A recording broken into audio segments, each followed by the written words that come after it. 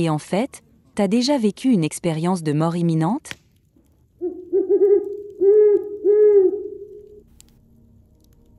J'étais allongé sur la table d'opération, le bip des machines s'estompait lentement et la pièce était plongée dans l'obscurité. J'ai senti que je m'éloignais de mon corps et qu'une étrange sensation d'apesanteur m'enveloppait. Soudain, je me suis retrouvé dans un royaume de couleurs vives et de brumes tourbillonnantes. J'y ai rencontré un conseil d'être entièrement fait de lumière, chacun rayonnant d'une teinte différente. Ils communiquaient avec moi non pas par des mots, mais par des pensées et des émotions pures. Ils m'ont montré l'histoire de l'univers, de la naissance des étoiles à la formation des galaxies, en un clin d'œil.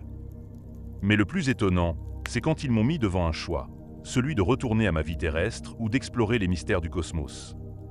J'étais tenté par l'inconnu, mais la pensée de ma famille m'a ramené. Guidé par eux, je suis descendu dans un tunnel d'énergie tourbillonnante et je me suis réveillé dans la salle d'opération, à bout de souffle. Je ne peux pas expliquer complètement les émotions bouleversantes que j'ai ressenties pendant ce voyage, mais je sais que l'existence ne se résume pas à ce que l'on voit. C'est une histoire qui me hante encore aujourd'hui, un aperçu d'un monde qui dépasse notre compréhension.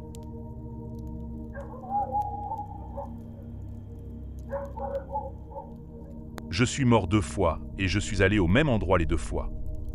Il faisait sombre, non pas parce qu'il n'y avait pas de lumière, mais parce qu'il n'y avait pas de vue. Il n'y avait aucune composante physique que nous avons dans notre réalité. L'explication la plus proche que je puisse donner est la suivante. J'étais une goutte d'eau. J'étais une goutte d'eau, comme toutes les autres âmes. Nous étions tous une piscine et au bord de notre piscine se trouvait un océan d'autres gouttes. Nous étions tous identiques et tous différents. Nous pouvions fusionner la conscience, nous désengager et être autonomes. C'était le sentiment d'être un tout à la fois.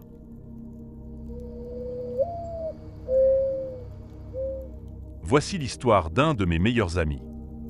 Il a été percuté par une voiture alors qu'il était à moto. L'artère fémorale a été sectionnée et il était complètement exsangue lorsque nous sommes arrivés. Il a été transporté par avion à l'hôpital le plus proche, il a été complètement vidé de son sang pendant environ 30 minutes, mort pendant environ 20 minutes. Les médecins ont réussi à lui redonner du sang et à faire pomper son cœur, et il est aujourd'hui en vie et en bonne santé. Avant l'accident, il était, je pense, athée. Il n'avait jamais pensé à la religion, ni n'en avait parlé. Il a dit qu'il avait marché dans une forêt avec Jésus pendant quelques jours. Il parlait de tout et de rien, comme de vieux amis. Finalement, il a dit « Comment suis-je arrivé au paradis ? Je n'ai jamais été religieux. » Jésus a dit « Je sais, c'est pourquoi tu y retournes. » Et il s'est réveillé. L'homme a changé du tout au tout et est devenu un fervent chrétien.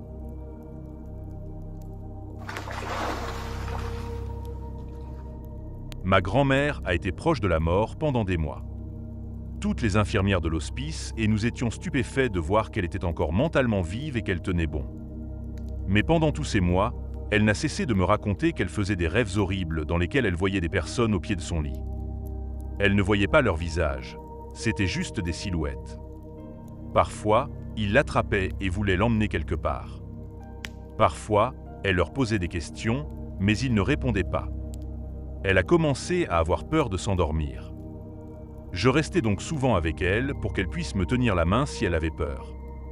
Toutes les infirmières de l'hospice ont dit qu'il était courant de voir des gens ou qu'un patient parlait de partir en voyage. Mais en général, ces figures apportaient un sentiment de paix. Mais ma grand-mère était vraiment terrifiée par ces figures. J'ai ressenti une paix et un bonheur écrasante. Une sensation de légèreté et de flottement. Je mène une vie très stressante. Imaginez que la personne pour laquelle vous avez eu le béguin vous révèle qu'elle éprouve les mêmes sentiments pour vous et que vous gagnez au loto plus tard dans la journée. C'est le sentiment que j'ai éprouvé. Je n'ai jamais eu peur de la mort par la suite et je suis soulagé lorsque j'entends parler de personnes qui meurent après avoir souffert d'une maladie.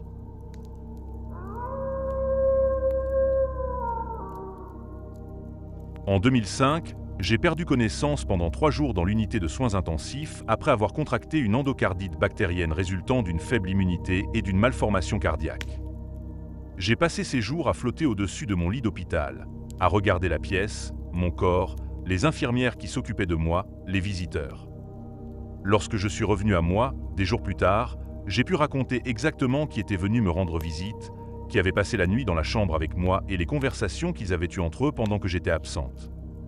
Pendant que je flottais, il faisait chaud et je ne ressentais aucune douleur, pas même la gravité qui retenait mes membres. Même si je savais que c'était mon corps qui se trouvait en dessous de moi, avec tous les tubes et les fils qui en sortaient, j'étais en paix avec la situation. Toutes mes angoisses avaient disparu. Il n'y avait pas de tunnel de lumière. Il n'y avait que moi, attaché à mon corps physique par un mince cordon éthéré argenté, dans un état de béatitude totale.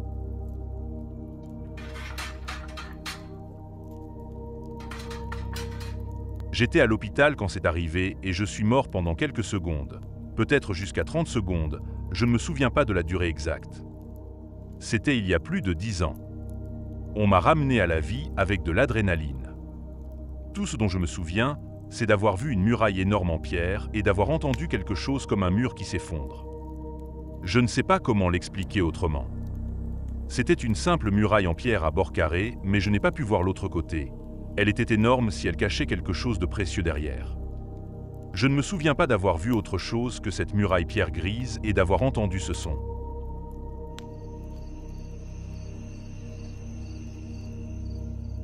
J'étais dans un brouillard gris avec une fille qui ressemblait beaucoup à une version jeune de ma grand-mère, qui était encore en vie, mais qui était habillée comme une pionnière des années 1800. Elle ne disait rien, mais continuait à me tirer vers une ouverture dans le mur. Je refusais d'y aller parce que j'étais très fatigué. J'ai fini par me lasser de son harcèlement et j'y suis allé, et c'est là que je suis revenu à moi. J'avais fait une hémorragie lors d'une césarienne et mon cœur ne pouvait pas battre sans sang. Ils ont dû mettre le bébé au monde, recoudre les hémorragies, me remplir de sang avant de pouvoir faire repartir mon cœur, ce qui fait au moins 12 minutes de perdu.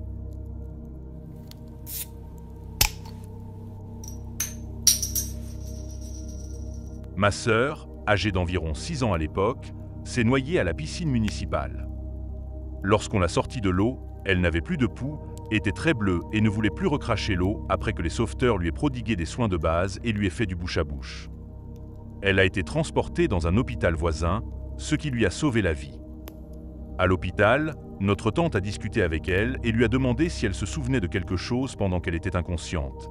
Elle est restée inconsciente pendant probablement 2 jours.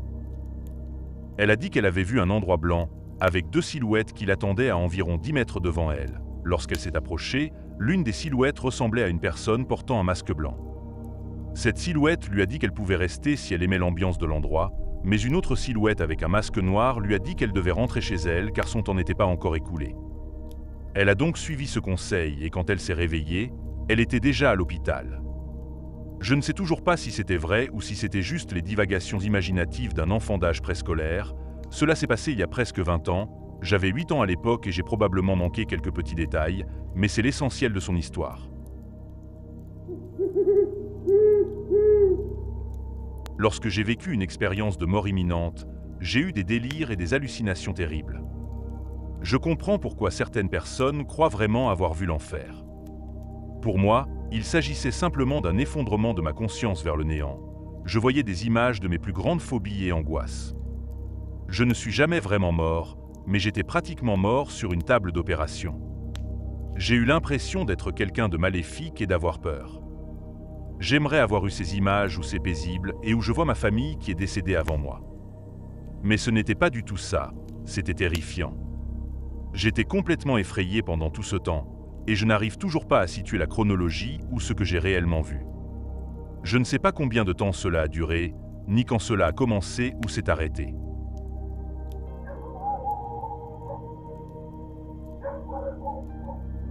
Lors de mon cours de qualification moto, mon instructeur était un vieux pilote de Harley, un peu bourru mais très sympathique.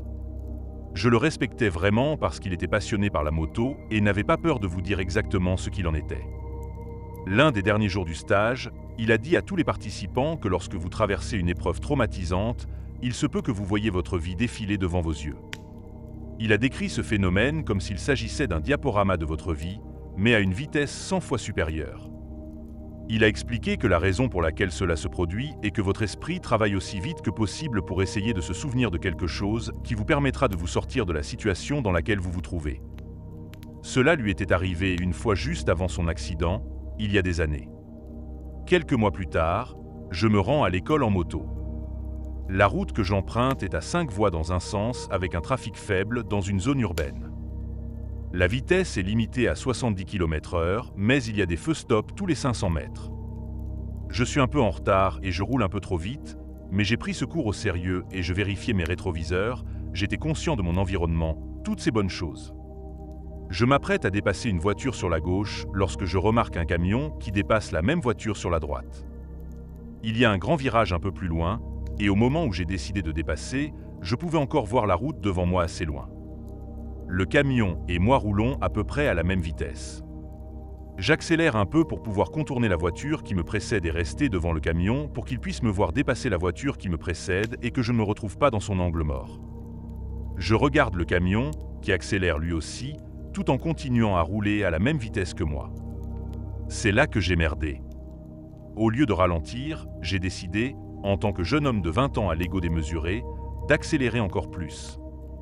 Le camion accélère aussi. Tout à coup, le camion ralentit.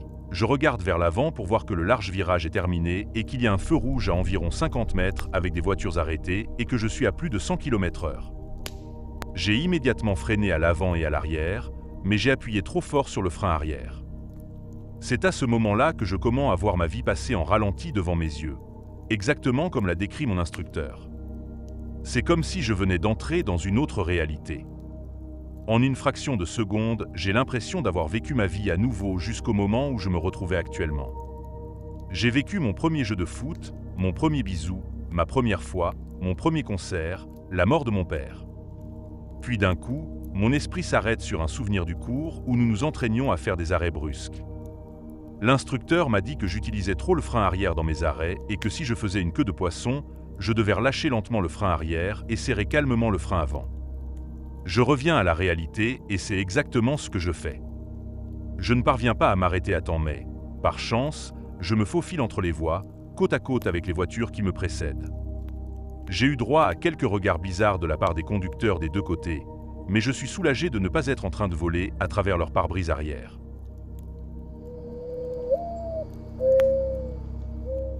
En mars dernier, je suis morte pendant 7 minutes. Alors que j'étais à l'hôpital pour un essoufflement, j'ai eu une grave hémorragie pulmonaire. J'ai perdu tellement de sang que mon cœur n'avait plus rien à pomper. J'ai fait un arrêt cardiaque et un E-code bleu a été déclenché. Il a fallu 7 minutes au médecin pour faire repartir mon cœur. Pendant ce temps, j'ai eu une attaque cérébrale due au manque d'oxygène dans mon cerveau. Je me suis réveillée intubée et semi-consciente pendant 2 jours, puis j'ai repris pleinement conscience. J'ai vu une série de 3 ellipses ovales, une à la fois, suspendues dans un espace noir. Les ellipses étaient toutes droites, comme si elles étaient suspendues par une corde, mais ce n'était pas le cas. Et elles avaient toute une épaisseur, comme un anneau. Sur les surfaces intérieures et extérieures de la première ellipse, j'ai vu des montagnes, des ruisseaux, des forêts et des nuages.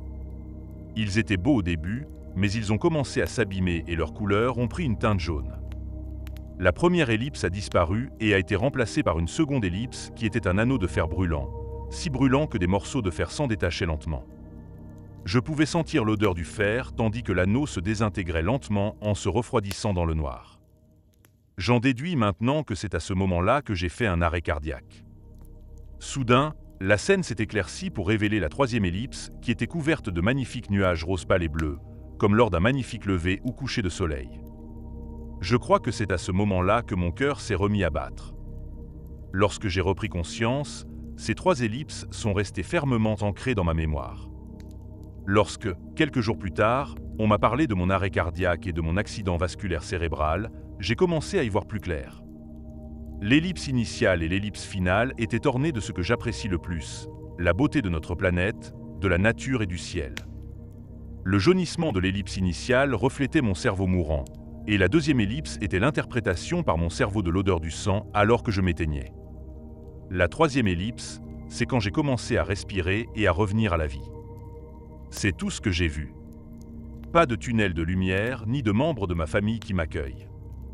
En fait, votre esprit vous raconte une histoire.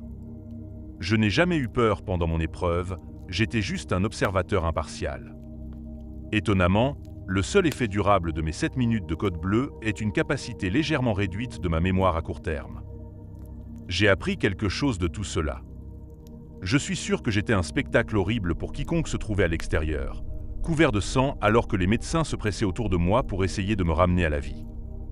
Mais à l'intérieur, tout était calme. Pas de douleur, pas d'inconfort, pas d'inquiétude. Les accidents et les maladies peuvent être terriblement douloureux, mais mourir est facile. Je n'ai pas peur de mourir, pas le moins du monde. J'ai peur de ce qui précède, bien sûr, mais la nature rend la mort facile.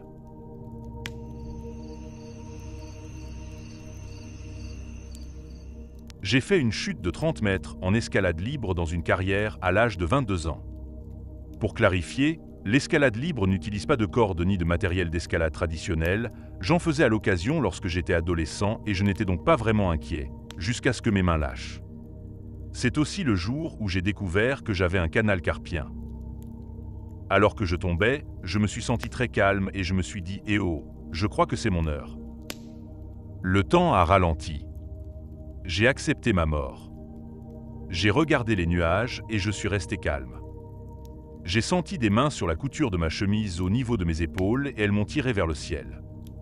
Au moment où j'ai senti cela, j'ai perdu connaissance. Apparemment, mes amis au pied du rocher ont dit que j'avais jeté mes mains derrière la tête et que j'avais donné un coup de pied puissant au mur. Je ne me souviens de rien de tout cela. Tout ce dont je me souviens, c'est d'avoir ressenti un immense sentiment de calme et d'avoir été pris dans mes bras. Lorsque je me suis réveillé sur le sol, la première chose que j'ai vue a été un rocher pointu juste à côté de ma tête. J'ai réussi à ramper jusqu'à un meilleur endroit et à attendre les secours. Malheureusement, l'ambulance ne pouvait pas m'atteindre, alors ils ont dû monter le brancard sur le camion personnel d'un ambulancier et m'amener à l'ambulance de cette façon. La seule raison pour laquelle je n'ai pas été réanimé, c'est que j'avais la chance d'être conscient et qu'il y avait une autre personne dans le besoin qui ne l'était pas. J'ai été emmené dans une salle de traumatologie et j'ai été pris en charge par la meilleure équipe de traumatologie. J'avais l'impression d'être dans une de ces émissions télévisées sur les hôpitaux. J'ai eu un sentiment étrange de culpabilité de survivant après l'incident. Le calme que j'ai ressenti en tombant était surréaliste. Surréaliste, inatteignable sur cette terre. Je savais que survivre signifierait que je ne ressentirais plus jamais ce type de calme ou de paix, jusqu'à ce que je passe à l'étape suivante. J'ai l'impression qu'il y a une petite vérité cachée dans toutes les religions, et que personne ne connaît toute la vérité. Nous ne faisons que deviner nos propres interprétations, et c'est tout ce que nous pouvons faire jusqu'à notre mort.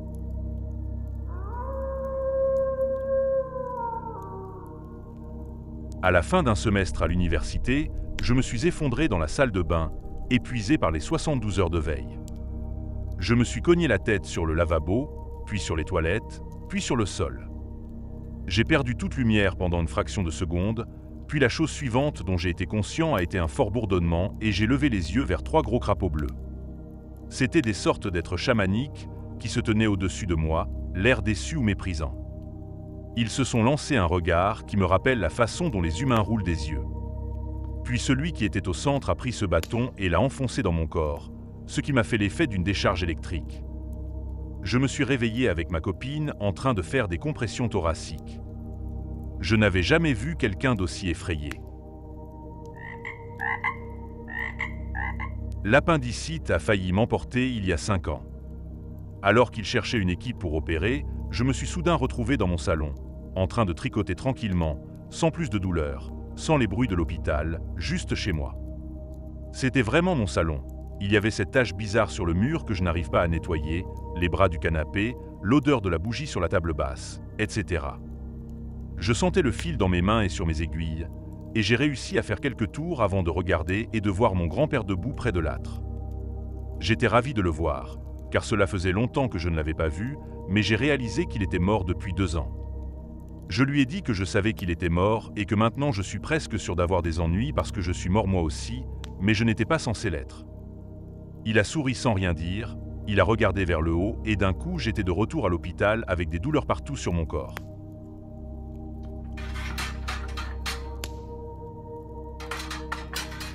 J'ai fait une overdose de méthamphétamine à l'âge de 17 ans. Je me souviens de certains éléments, comme le fait que le type avec qui j'étais m'a déshabillé, m'a poussé la tête par la fenêtre et m'a dit de vomir. Ensuite, j'ai regardé toute la scène se dérouler depuis le plafond. Moi, nu sur le lit. Lui, me giflant et essayant de me faire vomir. Je ne faisais que regarder. Je n'avais pas peur, j'étais plutôt curieuse. Je ne me souviens de rien après cela, jusqu'à ce que je revienne à moi. Mon cerveau a été complètement grillé pendant 3 jours.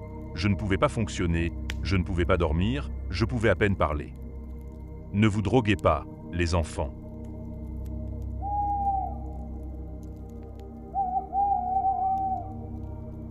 Il y a quelques années, j'ai tenté de me suicider et j'y suis presque parvenu.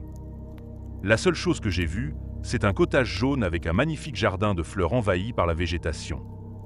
Ce qui a été encore plus fort, c'est que je me suis réveillé avec la forte impression que quelqu'un m'avait sermonné très sévèrement, du genre « ne t'avise pas de recommencer ». Je me suis également réveillé avec un fort sentiment de devoir, comme si je devais être là pour mes proches, et ce devoir s'étendait aux personnes que je n'avais pas encore rencontrées. En me réveillant avec tout cela, les pensées suicidaires se sont envolées, littéralement comme si un interrupteur avait été actionné. J'étais toujours terriblement déprimé, mais le suicide n'était plus du tout une option.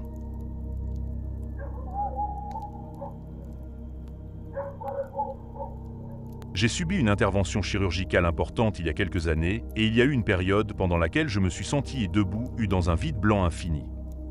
Je me souviens avoir vu mes pieds et avoir regardé devant moi, mais je ne pouvais pas physiquement tourner la tête pour voir d'un côté ou de l'autre, je pouvais seulement garder la tête droite et même si cet endroit était un vide blanc sans mur visible, j'avais étrangement l'impression qu'il s'agissait d'une pièce. Je me sentais toujours moi-même, mais tout ce qui était négatif, comme la colère, l'anxiété, la peur ou la douleur, était inexistant et j'avais très peu de souvenirs. Je me souviens seulement d'avoir ressenti tout ce qui se passait, d'avoir été pleinement présente dans cet endroit et d'avoir été entourée d'une lumière et d'une chaleur blanche. Je me suis ensuite réveillé dans la salle d'opération quelque temps plus tard. Quelques heures plus tard, j'ai appris que j'avais failli mourir pendant l'opération. Toutes ces années plus tard, je pense encore à cet endroit, où que ce soit et quoi que ce soit, et je me demande ce qui s'est exactement passé. Si c'était un aperçu de ce que c'est que de mourir, alors je n'ai plus peur de la mort.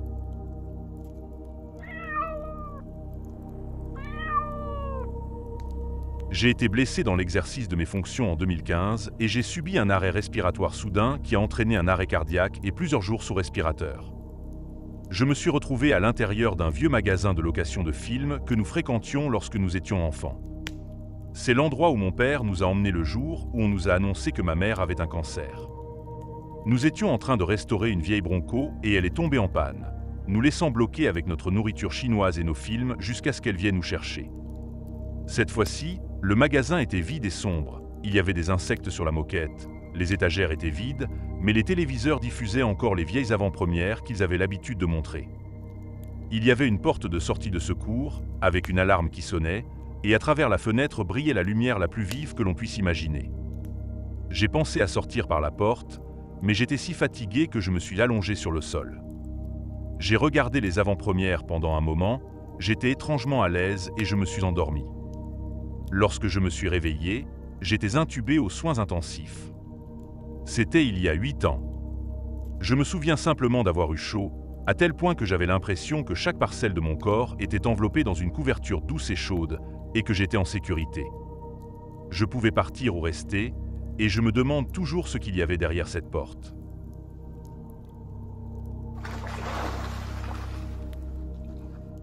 Pas moi, mais mon beau-père.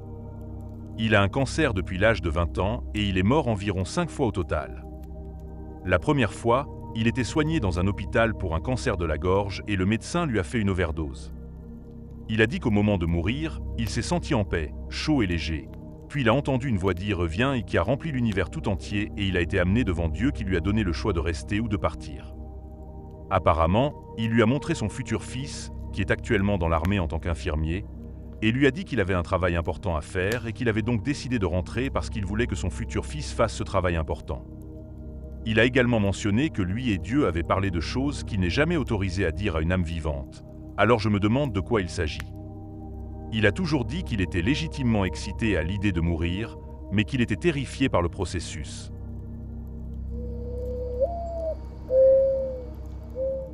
Je ne le partage pas beaucoup, mais j'ai subi 4 opérations cardiaques, et lors de ma première et de ma troisième, j'ai fait un arrêt cardiaque. Vous deviez être conscient pour ces opérations afin que votre cœur réagisse de manière appropriée. La première fois, c'était juste le néant. Noir. Juste le néant. Je ne peux même pas expliquer combien de temps ça a ressemblé au néant. La deuxième fois est la plus difficile à partager. Je me suis réveillé dans une sorte de métro, mais tout était blanc. Le métro, les murs du tunnel que nous traversions à toute vitesse. Je n'avais pas de corps à proprement parler, j'avais l'impression d'être le métro par moment. Parfois, c'était comme si je regardais par la fenêtre le mur du tunnel. Il s'est arrêté et c'était à nouveau le néant noir. Et puis j'ai entendu la voix d'un homme beaucoup plus âgé. Il a dit « Vous êtes prêts à partir ?» Et je n'avais rien. Comme si je ne savais pas comment parler. « Et on y va maintenant, si tu es prêt. » Et quelque chose en moi se sentait si prêt à partir. Comme si j'étais un aimant attiré par cette destination inconnue dans le néant noir à venir. Je me souviens avoir finalement accepté de partir.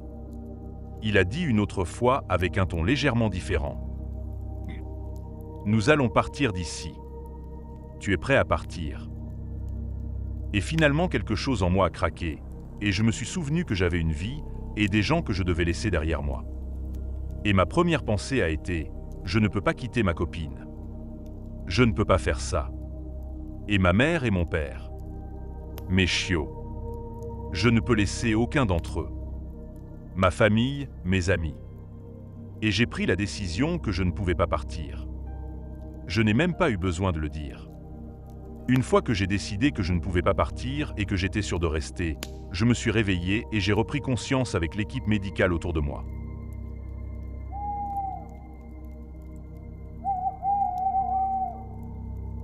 J'étais sous morphine, donc c'est encore très flou et le fait que cela se soit passé il y a presque 6 ans n'aide pas la mémoire, mais je vais essayer de me rappeler, aussi précisément que possible, ce qui s'est passé et ce que j'ai vécu. J'ai eu une appendicite et mes parents adoptifs de l'époque ne m'ont emmené à l'hôpital que 2, voire 3 jours après qu'elle ait éclaté.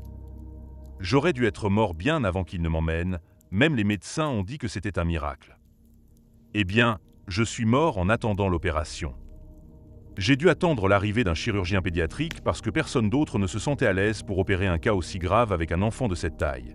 Ces idiots m'ont emmené à l'hôpital pour adultes, pas à l'hôpital pédiatrique qui était à 40 minutes de là. Donc, pendant que j'attendais le chirurgien, j'étais dans une pièce avec le médecin, mes 2 parents d'accueil et ma grand-mère qui est infirmière. Comme je l'ai dit, j'étais vraiment drogué. Je ne pouvais pas me concentrer sur grand-chose et je ne pouvais pas faire grand-chose. Le moniteur auquel j'étais branché émettait de temps en temps des bips très forts et les intervalles entre les bips commençaient à diminuer rapidement. Il s'est avéré que je ne respirais pas. J'étais conscient la plupart du temps, mais j'oubliais de respirer. Les médecins ont dû me pousser à bout pour que je ne m'endorme pas. Je me souviens juste avoir été énervé par ce bip sonore qui m'empêchait de profiter d'un bon sommeil. Le médecin a dû sortir un instant et ma grand-mère lui a assuré qu'elle pouvait s'occuper de moi un instant. Malheureusement pour elle, elle était folle de rage contre mes parents adoptifs. Elle n'a rien retenu.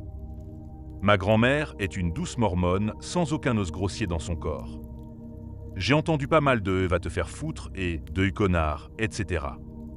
Ce que je veux dire, c'est qu'elle n'a pas remarqué que j'avais perdu connaissance jusqu'à ce que le moniteur signale que j'avais fait un arrêt cardiaque. C'est le moment où je suis mort et c'est de loin la partie la plus vivante de l'expérience. Je me souviens avoir été capable de penser, mais aucune pensée n'était présente dans ma tête. Je peux seulement décrire cela comme étant conscient de mon esprit, mais sans corps dans lequel mes pensées pourraient être traitées. J'existais simplement, sans sentir, penser ou être quoi que ce soit. Je flottais. Honnêtement, à l'époque, c'était une sensation formidable.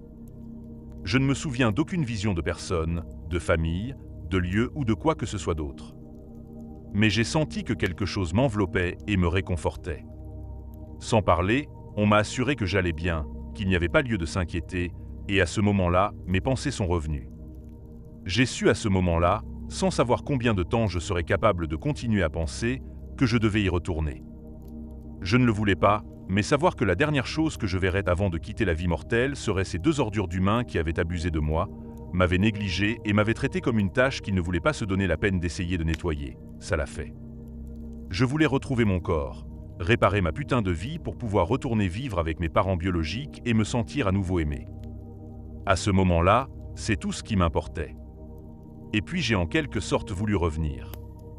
Les médecins avaient essayé de me réanimer, mais ils avaient échoué.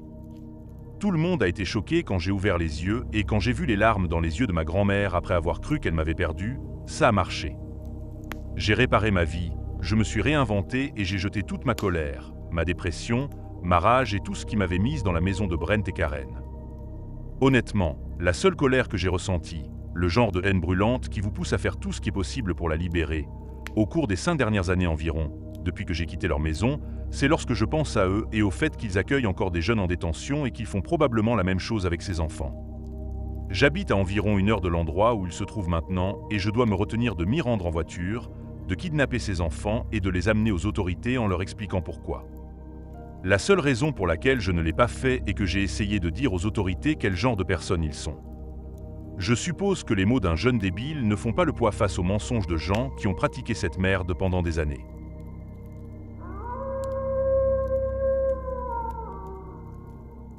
On glisse dans la mort comme on s'endort. Vous n'êtes même pas conscient d'être mort. Ce que j'ai ressenti, c'est que quelque chose de lourd et de froid s'évaporait de mon corps physique. Je décrirais cette sensation comme lorsque vous enlevez le vernis à ongles et que vous sentez le dissolvant froid et lourd sur vos ongles pendant qu'il s'évapore. Ensuite, je n'ai plus perçu mon corps, un peu comme si je me sentais partout dans la pièce tout en me sentant petite. Je vous dis que c'est très bizarre, difficile à décrire et à comprendre. J'ai pu voir partout et j'ai pu entendre, mais les voix des gens avaient une fréquence basse et je ne pouvais pas vraiment comprendre ce qu'ils disaient. Je me sentais calme, très bien et sans aucun souci. Je ne me souvenais pas de ma vie terrestre. Pas de souvenirs, pas beaucoup de sentiments. Je me sentais simplement bien et serein. Mais pendant tout ce temps, j'ai pu sentir une partie de mon corps physique, le nombril. Je le sentais froid et lourd et j'avais l'impression que quelque chose me maintenait connecté à lui, quelque chose comme un cordon ombilical dont j'étais conscient mais que je ne pouvais pas voir. Je me voyais sur le lit d'hôpital et les gens se précipitaient autour de moi pour essayer de me réanimer. Cela m'a beaucoup bouleversé. Je voulais juste qu'on me laisse tranquille. Puis j'ai regardé une fenêtre et j'ai vu le visage de mon mari en train de pleurer. C'est la seule fois où j'ai ressenti du regret et de la tristesse. Soudain, j'ai été ramené dans mon corps. L'expérience a été horrible. J'ai eu l'impression d'avoir été jeté d'un immeuble de 30 étages. J'ai ressenti la plus horrible des douleurs, non seulement physiques mais aussi émotionnelles. Mettez tous les mauvais sentiments que vous connaissez ensemble, amplifiez-les à 1000% et vous obtenez le cocktail de sentiments qui m'a traversé à ce moment-là. J'ai littéralement sauté du lit, mes yeux étaient complètement rouges parce que tous les vaisseaux sanguins ont éclaté pendant cette expérience. Je ne me souvenais de rien immédiatement. Il m'a fallu 3 semaines pour récupérer et me souvenir de tout. Il s'est peut-être passé plus de choses, mais c'est ce dont j'ai pu me souvenir.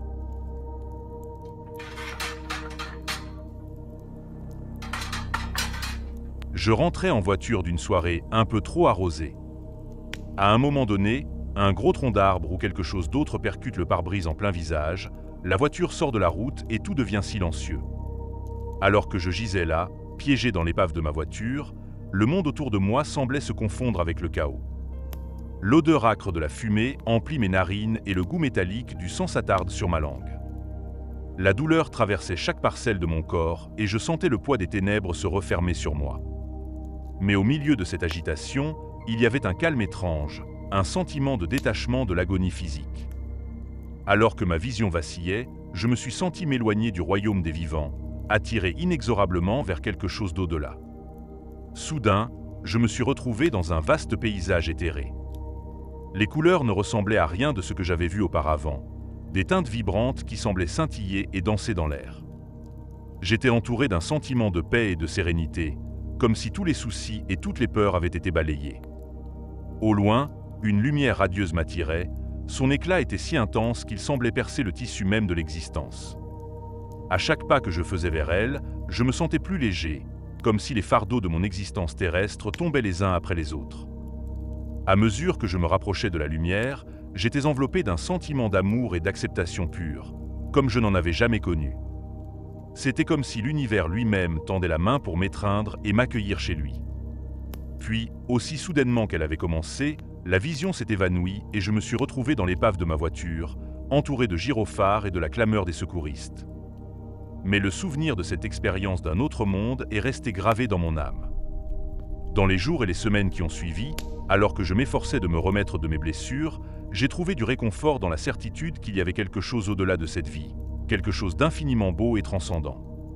Cette expérience de mort imminente m'avait changé d'une manière que je ne pourrais jamais exprimer pleinement.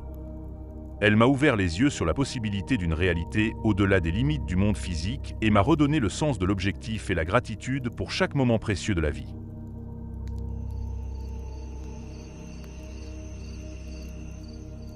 Ma réponse va très probablement être remise en question par certains comme étant une œuvre de fiction, mais je vous assure qu'elle est absolument authentique et qu'elle a été une expérience qui a changé ma vie.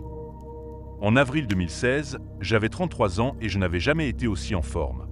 Je courais plus de 3 fois par semaine, je faisais 3 séances de gym et je participais régulièrement à des courses d'obstacles le week-end. Un vendredi comme les autres, je travaillais à la maison et j'ai pris rendez-vous pour faire retirer mon stérilet Myrna et en faire poser un nouveau, une procédure de routine effectuée au cabinet du médecin généraliste. Je me suis rendu au rendez-vous pendant ma pause déjeuner et je me sentais tout à fait bien avant l'intervention. Au moment de retirer le stérilet existant, j'ai ressenti une douleur sans précédent, mais j'ai insisté pour qu'on me pose le nouveau stérilet après avoir eu le temps de me calmer. Après l'intervention, je me suis senti mal en restant allongé, mais j'étais impatiente de sortir du cabinet médical.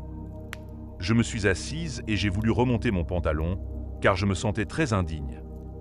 Je me souviens de m'être senti absolument horrible et d'avoir demandé un verre d'eau au médecin. Je me souviens très bien de ce qui s'est passé ensuite, comme si c'était hier. Je me suis soudain retrouvé dans une petite pièce remplie de gens. La pièce était chaude et brumeuse. Les personnes avec lesquelles je me trouvais n'avaient pas de visage, ce qui semble effrayant ou sorti tout droit d'un film d'horreur, mais ce n'était pas le cas. En fait, je ne l'ai pas remarqué sur le moment, ce n'est qu'après coup, lorsque je me suis remémoré les événements et que j'ai essayé de décrire les personnes avec lesquelles je me trouvais, que je m'en suis rendu compte. Malgré l'absence de visage, les personnes me semblaient familières et c'est comme si je les connaissais. J'avais l'impression qu'elles se tenaient dans l'ombre de la pièce et qu'elles étaient au foyer. Elles me répétaient sans cesse que j'allais bien et que j'étais en sécurité. Je n'ai eu peur à aucun moment et je me suis sentie très calme, floue et chaleureuse. J'avais l'impression d'être là depuis longtemps lorsque quelqu'un a commencé à prononcer mon nom. La voix semblait venir de l'extérieur de la pièce. J'ai demandé aux personnes avec lesquelles je me trouvais qui c'était, mais elles n'ont pas pu me le dire. La voix est devenue plus forte et plus pressante. J'ai continué à demander, mais les personnes avec lesquelles je me trouvais me rassuraient, me disant de ne pas écouter ou de ne pas m'inquiéter et de rester avec elles car j'étais en sécurité. À ce moment-là, mon nom était crié très fort et la personne avait l'air vraiment paniquée. Je commençais vraiment à être troublé par cette situation. Je me suis excusé auprès de ces personnes et leur ai dit que je devais aller les chercher, car il y avait manifestement un vrai problème quelque part et ils avaient besoin de mon aide. En une fraction de seconde, j'ai eu un moment de conscience de moi-même, comme si j'avais repris connaissance, et j'ai réalisé que j'étais couché sur le côté. J'ai alors pensé que j'avais dû m'assoupir quelque part et que quelqu'un essayait de me réveiller. À ce moment-là, je ne me souvenais pas d'avoir été au cabinet médical. J'ai ouvert les yeux et j'ai vu une autre généraliste à quelques centimètres de mon visage, criant mon nom. Elle a crié « Sam, sais-tu où tu es ?» Sans même réfléchir, j'ai répondu « Je sais où je suis, mais vous n'imaginez pas où je viens d'aller. » L'adorable docteur m'a répondu « Nous savons exactement où vous étiez. » Cette expérience ne m'a pas fait croire en Dieu, mais je n'ai certainement plus peur de la mort, car j'ai apprécié d'être là. Je me suis senti au chaud et en sécurité. Ce que j'ai eu le plus de mal à accepter, c'est que j'étais plus qu'heureuse de rester dans la pièce avec ces personnes. Sans la voix criarde, je ne suis pas sûr que j'aurais repris conscience, car j'étais vraiment très accueillante. J'ai passé quelques nuits blanches à la suite de cet épisode et j'étais un peu anxieuse à l'idée de ne pas me réveiller si je m'endormais, mais cela s'est vite dissipé. Quelques jours après cet épisode, je me suis retrouvé en réanimation à l'hôpital local, car mon cœur était gravement meurtri par la réanimation et se comportait de manière erratique. Heureusement, il n'y a pas eu de dommages durables et aucun problème de santé sous-jacent n'a été considéré comme la cause, juste un incident médical. Je suis maintenant officiellement une statistique médicale sur la fiche d'information du stérilet Myrna. Les points positifs de cette histoire: j'ai totalement réévalué ma vie. J'ai démissionné d'un poste de directeur national, où j'étais loin de chez moi la plupart des nuits de la semaine. J'ai décidé d'épouser mon partenaire de longue date, de fonder une famille et de rédiger mon testament. Nous nous sommes mariés en mai 2017, 13 mois après l'événement, et Reban, notre premier enfant, est né en août 2018. Cette expérience m'a montré que la vie ne se résume pas au travail, mais surtout qu'elle est courte, fragile et précieuse. La façon dont nous atteignons notre fin et le moment où nous l'atteignons peuvent être complètement hors de notre contrôle, indépendamment de notre forme physique et de notre santé.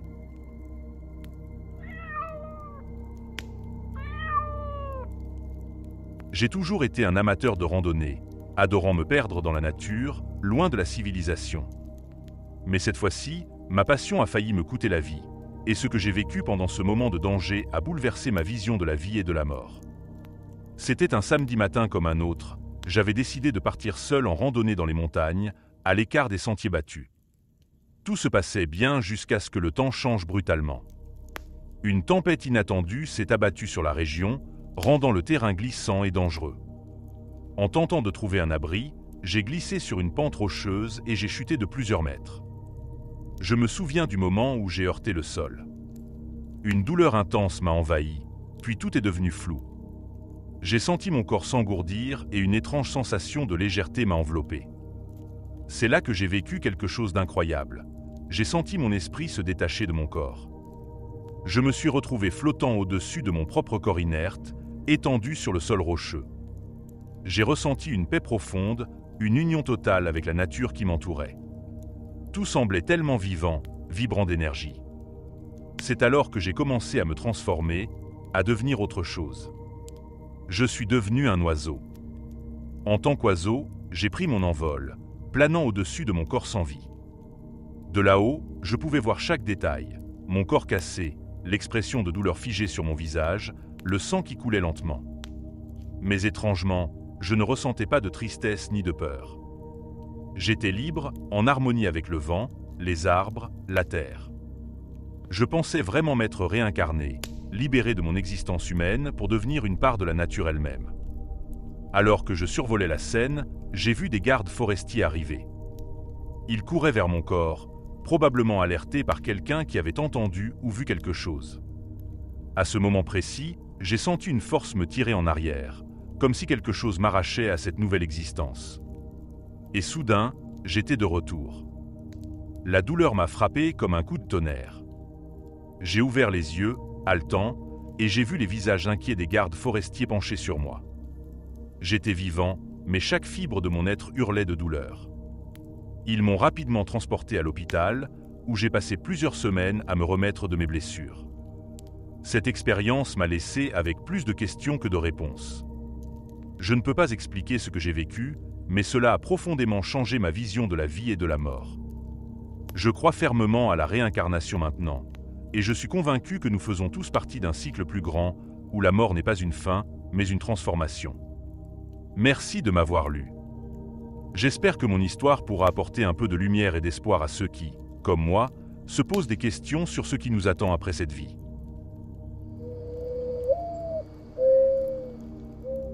Il y a quelques mois, je conduisais sur une route de montagne. C'était une journée pluvieuse et la visibilité était mauvaise. En tentant de négocier un virage serré, ma voiture a dérapé et j'ai perdu le contrôle. Tout s'est passé très vite. La voiture a basculé par-dessus la barrière de sécurité et a commencé à dévaler la pente. Je me souviens de la peur intense et du bruit assourdissant du métal se tordant. Alors, j'ai commencé à voir des choses. Des visions claires et puissantes. J'ai vu des jardins magnifiques, des rivières de lait et de miel, des palmiers, des fruits dont la beauté et la saveur surpassaient tout ce que j'avais connu sur Terre. C'était comme si j'avais un aperçu du paradis. Les couleurs étaient plus vives, les senteurs plus enivrantes, et une mélodie douce et harmonieuse résonnait dans l'air. J'ai également ressenti la présence de mes proches décédés. Ils ne parlaient pas, mais leur présence était réconfortante. C'était comme s'il voulait me rassurer, me dire que tout allait bien. J'ai compris à ce moment-là que ce n'était pas encore mon heure, que j'avais encore des choses à accomplir dans cette vie. Puis, une vision très claire d'un homme en habit blanc, lumineux, s'est approchée de moi. Je n'ai pas pu voir son visage distinctement, mais il dégageait une sagesse et une bonté infinie. Il m'a tendu la main, et sans dire un mot, j'ai compris qu'il me disait de retourner dans mon corps, que ma mission sur Terre n'était pas terminée. Depuis cet accident, ma foi s'est renforcée de manière indéfectible. Je prie avec plus de dévotion, et je vois chaque jour comme une bénédiction et une opportunité de faire le bien. Cette expérience m'a rappelé la fragilité de la vie et l'importance de se préparer pour l'au-delà.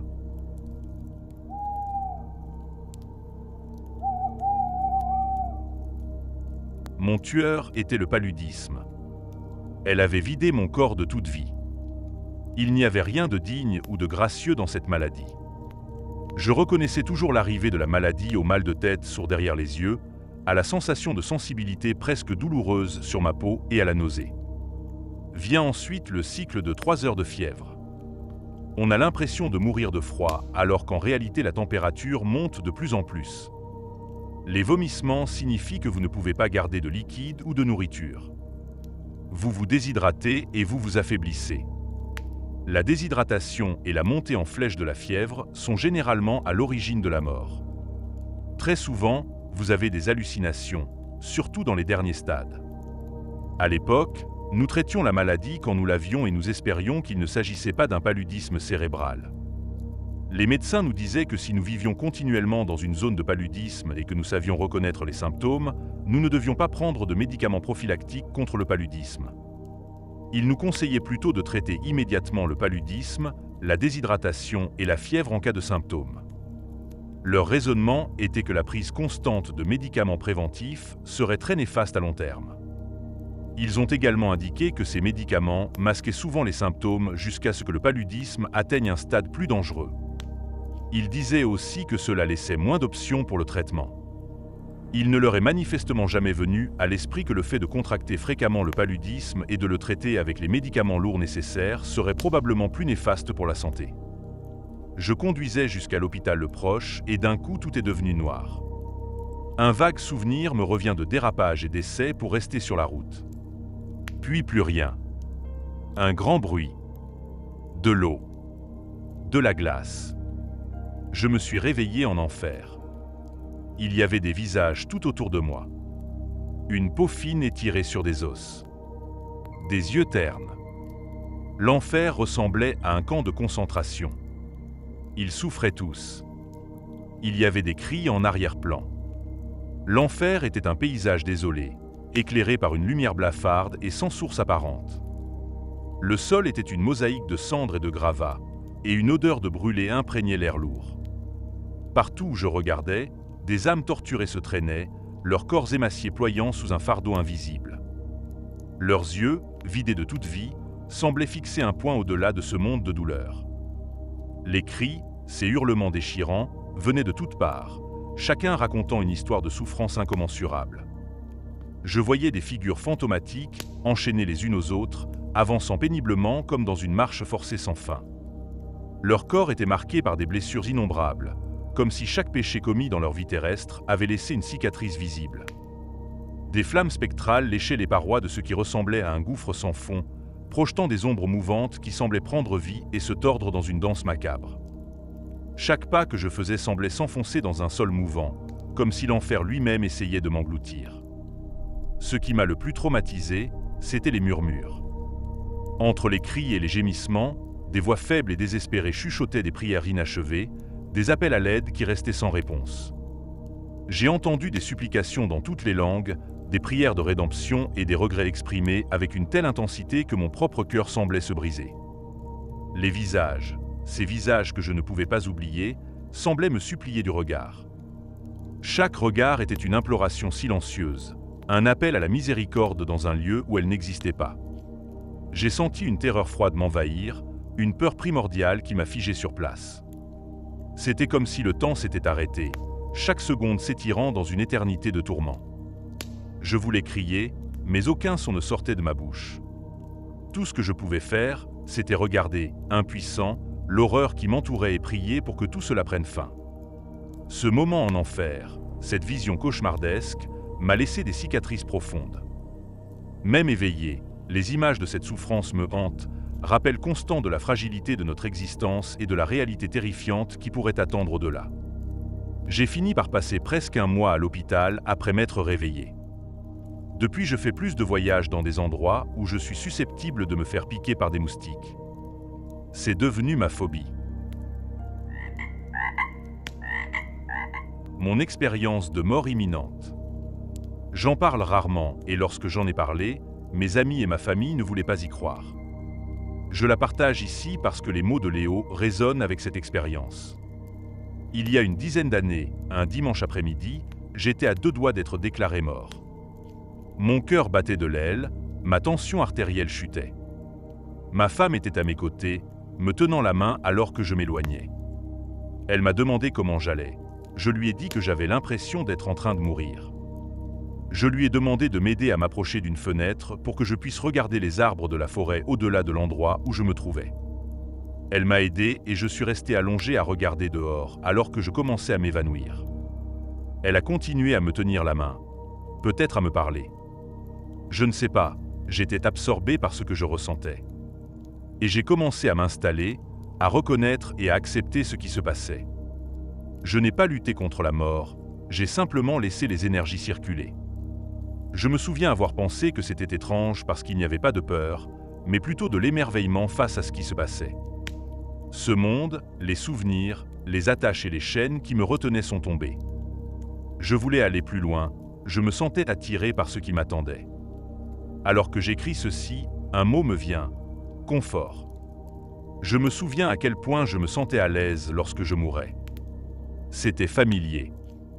C'était un peu comme rentrer à la maison après un long et difficile voyage, franchir la porte d'entrée et pouvoir enfin s'allonger dans un lit chaud et douillet pour se reposer. J'ai également commencé à remarquer que plus j'avançais, moins il semblait y avoir de moi. Le moi, ou ce que je pensais être le moi, a commencé à disparaître. Il a été remplacé par une prise de conscience, une reconnaissance. J'ai commencé à sentir les arbres derrière cette fenêtre. J'ai senti la terre qui les nourrissait. J'ai senti les oiseaux voler au-dessus de ma tête. J'ai senti les nuages qui passaient en trombe. J'ai commencé à ressentir de plus en plus de choses de ce genre. Il y a eu un élan, pas un flot de conscience de la vie à l'extérieur de mon corps. Je me sentais connecté à de plus en plus de choses et de plus en plus de choses. Quand j'y repense aujourd'hui, c'était une douce poussée, sans aucun sentiment d'être submergé. J'avais plutôt l'impression d'avoir simplement oublié quelque chose et que les souvenirs me revenaient à peine. Alors que je continuais à m'installer, je flottais dans la conscience de tout. J'ai commencé à me sentir connecté à chaque entité de l'univers, à chaque aspect animé ou inanimé. Et connexion est un mot bien trop faible pour décrire l'expérience. Je ne me sentais pas connecté à tout. J'étais chaque chose qui existait dans notre univers. Et plus je m'installais, moins je me sentais concerné. Je me suis retrouvé à un endroit où j'avais un pied dans ce monde et l'autre dans l'avenir. J'ai pris conscience que j'avais un choix à faire. De mon point de vue, tout le monde n'a pas la possibilité de choisir. Parfois, la décision est prise par quelqu'un ou quelque chose d'autre, comme un accident de voiture, ou un coup de feu, ou une maladie. Vous voyez l'idée. Ce jour-là, j'ai pu faire un choix. Je pouvais retourner dans le monde tel que je l'avais connu ou aller de l'avant. J'ai commencé à réfléchir. J'ai essayé de penser à ce que je savais jusqu'à présent de cet endroit nouveau, pour moi, et j'ai essayé de penser à tout ce que je laissais derrière moi. Le temps ne signifiait rien là où je me trouvais, alors j'ai pu penser à beaucoup de choses. J'ai pensé à tout ce que j'avais fait dans ma vie, à tout ce que j'avais laissé en plan. J'ai pensé aux choses bien faites et aux choses mal faites. Rêve, espoir, plaisir, désir. J'ai rassemblé toutes les raisons que je pouvais imaginer. Et j'ai commencé à réaliser que je ne pouvais rien imaginer de mieux dans l'ancien monde que ce que je ressentais. Rien. Et j'ai bien réfléchi. C'est-à-dire que rien ne m'est venu à l'esprit jusqu'à ce que j'entende la voix de la personne qui me tenait la main et m'appelait par mon nom. Et j'ai pensé à la fille qui avait pris ma main en mariage. La fille qui me tenait encore la main 34 ans plus tard. Et j'ai pensé à la fille que j'aimais, à laquelle je n'avais pas pu dire au revoir. Et j'ai pensé, que reste-t-il à faire par rapport à eux? Et si cette pensée ne m'était pas venue, j'aurais laissé tomber. Alors que j'étais allongé, j'ai réalisé que je n'avais pas fait assez pour l'une ou l'autre de ces 12 dames pour leur montrer à quel point je les aimais. J'ai donc décidé de revenir. J'ai senti un contact dans ma main et une douce voix dans mon oreille qui m'appelait par mon nom. Et j'ai commencé à m'éloigner de ce nouvel endroit. Je me suis senti perdu et je suis revenu ici. Ce qui est drôle, c'est que quitter ce nouvel endroit m'a fait mal. J'avais l'impression d'avoir cherché pendant une éternité et d'avoir enfin trouvé le chemin de la maison. Et je devais le quitter. J'ai été en état de choc pendant un certain temps. Je travaillais toujours dans la gestion, je voyais toujours les mêmes personnes, mes amis et ma famille, etc. Mais je n'étais pas heureuse. Je veux dire que j'étais parfois heureuse, par exemple lorsque je préparais un repas pour mes filles et qu'elles l'aimaient. Ou lorsque je me promenais dans les bois avec mon chien gypsy, des choses comme ça me rendaient heureuse, mais pas beaucoup d'autres choses. Tu vois, dans cet endroit où j'étais, tout ce monde était dépouillé. J'ai vu la vie ici comme je ne l'avais jamais vue auparavant. J'ai vu que les mensonges que j'avais entendus toute ma vie et acceptés comme des vérités étaient des mensonges. Je suis revenu avec une compréhension beaucoup plus profonde de ce qui était réel et de ce qui était faux. Je n'aime pas l'état des choses. Je ne peux pas faire grand-chose pour changer quoi que ce soit. Je suis prêt à le laisser derrière moi. Mais j'ai encore des mains à tenir, des êtres chers à étreindre, des chiens à promener et des guitares à jouer, alors je ne suis pas encore prêt à partir. Peut-être bientôt. C'est un peu ce que je ressens. Pour résumer, voici 3 leçons importantes que j'ai apprises. Quand on meurt. L'ego. Vous ne portez pas en vous ce que l'énergie de votre esprit a créé pour expliquer, comprendre votre perspective, conscience de la vie. L'ego est un rêve. Vous abandonnez votre rêve de ce monde. Votre vie, vos souvenirs, lorsque vous mourrez. La dernière chose que vous perdez avant de voir la face de Dieu est votre ego. Dieu non plus n'a pas d'ego. 2. Vous êtes Dieu. Tout est Dieu. La mort de la vie ici, du moins au début de celle-ci, a apporté une conscience aiguë de ce fait. Et cela dépasse ma compréhension à ce stade. Je sais juste que c'était est réel. 3. L'amour, la force la plus puissante qui existe. C'est ce qui m'a ramené au bord de la mort. Dieu est amour.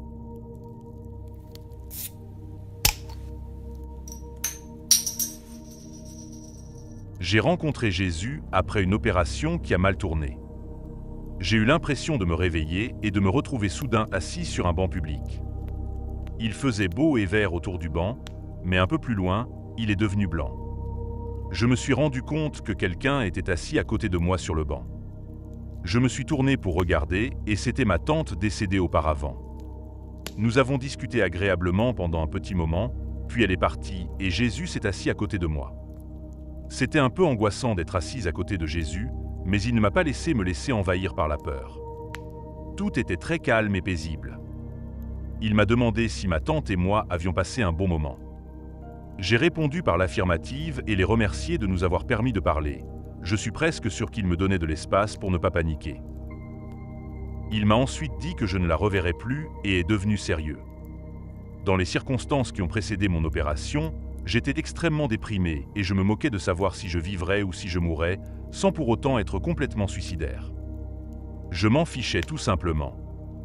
J'étais soulagé de pouvoir enfin rentrer chez moi.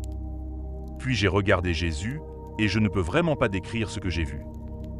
D'un point de vue terrestre, il m'a permis de vraiment regarder en lui. Le voir. Il a ouvert une fenêtre sur lui-même pour que je puisse y jeter un coup d'œil. Je tremble en écrivant cela. Pourtant, je sais que ce n'était même pas un iota de ce qu'il est. Avant que je ne puisse me laisser submerger, il m'a fait reculer et m'a dit qu'il voulait me montrer autre chose. Il a alors amené la terre devant nous et nous l'avons observée ensemble. Il me l'a montré, j'ai envie de dire à travers ses yeux, mais je suis sûr que ce que j'ai vu est loin d'être ce qu'il voit. Elle était d'une beauté et d'une complexité indescriptibles. Il m'a clairement fait comprendre que tout ce qui a été créé a des objectifs infinis. Des objectifs qu'elles ont été spécifiquement créés pour remplir. Même une fleur minuscule a une mission à accomplir. Elle est placée avec soin et à la perfection pour réaliser l'intention qu'il lui a donnée. Il en va de même pour les êtres humains. Nous sommes placés sur cette terre pour une raison et il nous place exactement là où nous sommes censés être afin que nous puissions accomplir au mieux la tâche pour laquelle nous avons été conçus. Il ne nous place pas n'importe comment pour voir ce que nous ferons. Il nous place dans un environnement où nous sommes le mieux à même de nous épanouir et d'aider les autres à faire de même. Après qu'il m'a montré tout cela, nous sommes restés assis en silence pendant un petit moment. Il m'a ensuite regardé et m'a donné un choix. Il m'a dit que je pouvais partir me reposer ou revenir sur Terre et accomplir ma mission. Il l'a fait d'une manière très douce, sans aucune pression. J'étais totalement libre de prendre ma propre décision. Il m'a montré qu'il pouvait placer quelqu'un d'autre pour accomplir ma mission, mais que cela ne se ferait pas comme je l'aurais fait. Puisque je suis ici en train d'écrire ceci, mon choix est évident. J'ai dit que je retournerais sur Terre. Alors qu'il me renvoyait, il m'a fait le plus léger des sourires. Ce sourire signifie tout. Lorsque je me suis réveillé dans ma chambre d'hôpital, j'avais un masque à oxygène. Je l'ai enlevé et j'ai failli paniquer parce que je ne pouvais pas respirer sans lui. Je me souviens encore de mon état de faiblesse extrême. Je ne pouvais même pas me lever du lit. Je ne sais pas si c'était à cause de l'opération ou de la mort et de la rencontre avec Dieu. J'avais l'impression d'être morte et d'être revenue. J'imagine que cela fait des ravages dans votre corps. Il a fallu une semaine entière pour que je puisse me dandiner jusqu'aux toilettes. Cette expérience m'est venue à l'esprit après que j'ai été sauvé. Je pense qu'il faut être sauvé ou vouloir être sauvé pour rencontrer Dieu quand on meurt. Je me souviens d'une expérience de mort imminente que j'ai vécue dans mon enfance et au cours de laquelle tout est devenu noir. Ce n'était pas effrayant, juste un noir chaud et confortable, comme si l'on était recouvert de douces couvertures.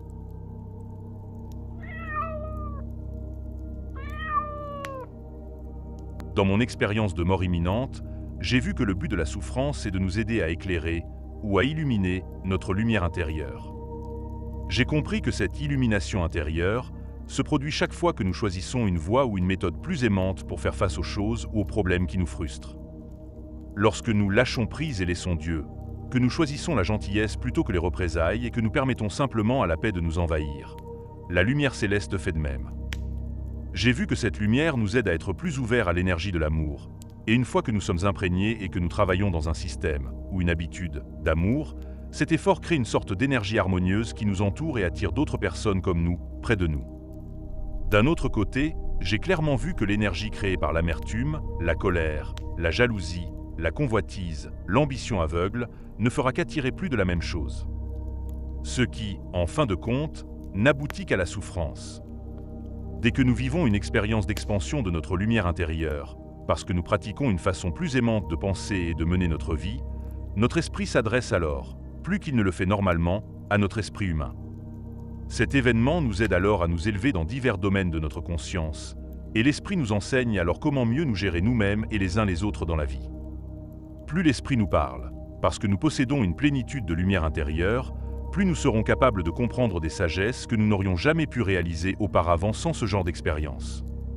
Ainsi, lorsque nous endurons des souffrances et des défis tout en apprenant à nous concentrer sur la création d'énergie positive ou flux positifs dans ces situations, nous apprenons consciemment à cultiver notre être intérieur en utilisant nos défis pour renforcer notre lumière intérieure.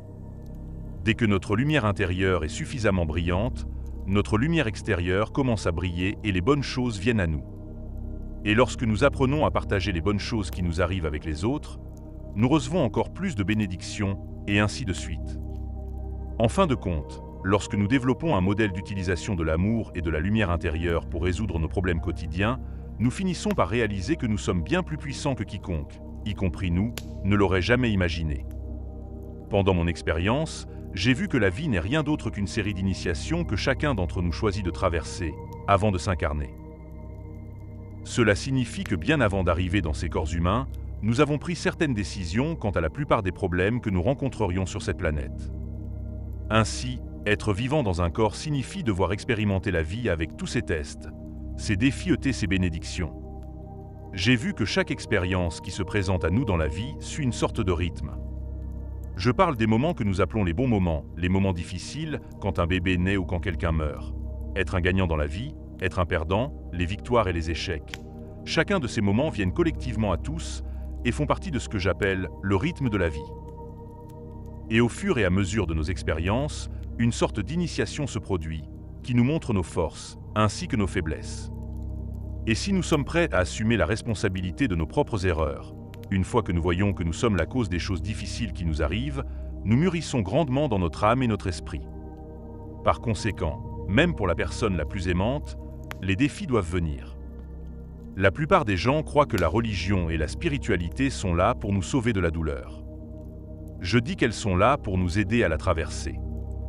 En apprenant à supporter et même à prospérer dans nos situations difficiles, nous développons notre lumière intérieure à un niveau incompréhensible et devenons une source de pouvoir et de force dans cet univers qui peut être exploité. Dieu et l'ensemble de la création peut alors nous utiliser pour faire le bien, non seulement dans notre propre vie, mais aussi dans la vie des autres. Et ces moments que nous appelons magnifiques peuvent venir de nous dans la vie.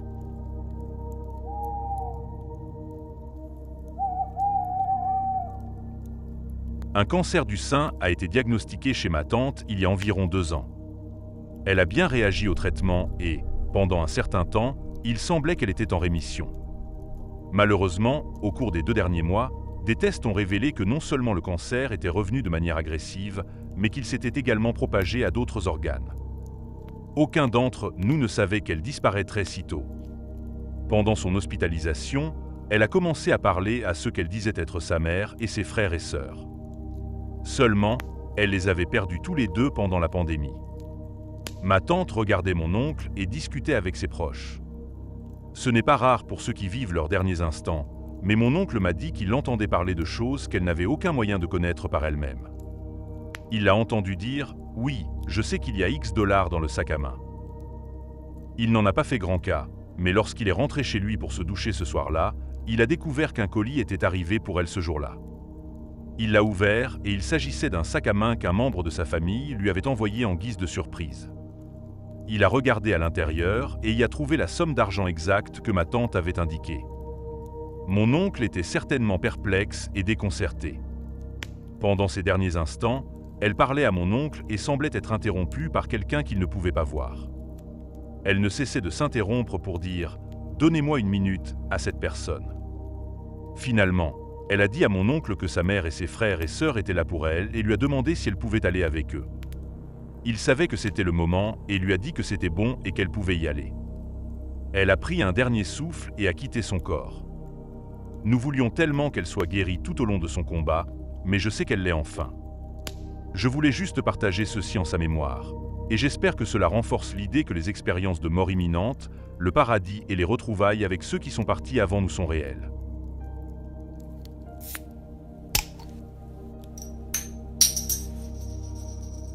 J'ai eu une expérience quand j'étais plus jeune où j'ai cru voir une autre personne passer de l'autre côté. Est-ce que c'est possible ? L'histoire est qu'à l'époque, il y a des décennies maintenant, j'étais aide-soignante dans un établissement de soins de longue durée. Je suis maintenant infirmière et j'ai donc une perspective plus ouverte sur la mort. Je suis comme Mulder et je veux croire, mais j'ai aussi beaucoup de scepticisme à la Scully. Je commence tout juste à faire mes recherches. J'avais un jeune patient d'une 30aine d'années qui avait subi une opération chirurgicale bâclée dans un passé récent et qui aurait probablement dû mourir, mais au lieu de cela, il était cloué au lit, sous ventilation, cathéter et sonde d'alimentation. Ses parents ne pouvaient pas supporter de le laisser partir, apparemment, et il est donc resté un code complet. Il ne pouvait pas communiquer ou quoi que ce soit d'autre. Je ne sais pas quel était son état neurologique, et je n'étais qu'une aide-soignante à l'époque, donc j'ignorais beaucoup de choses médicales, mais j'ai senti intuitivement qu'il était toujours là, quelque part. Il me semblait très triste d'être prisonnier d'un corps brisé comme celui-là. C'est pourquoi, en plus de m'occuper de lui, je lui parlais comme s'il était toujours là. J'allais souvent m'asseoir dans sa chambre pour lire mes livres, juste pour lui tenir compagnie. Je ne savais pas si cela était utile. Un matin, il a fait un arrêt cardiaque. Les infirmières et les ambulanciers ont essayé de le réanimer, mais il est mort. Je me suis sentie à la fois triste et heureuse pour lui. Ce n'était pas une vie, et s'il était encore là, c'était une bénédiction qu'il ait été libéré. Plus tard dans la matinée, je marchais dans le couloir avec un collègue. Il y avait une grande fenêtre au bout du couloir et la lumière du soleil entrait à flot. Soudain, j'ai vu ou senti Ou les deux. Cet homme qui était mort plutôt passé devant moi dans le couloir. Je pouvais le voir. Il était si heureux, il souriait. Il est difficile de décrire ce que j'ai vu, car je savais qu'il n'était pas physiquement présent. Mais je l'ai quand même vu.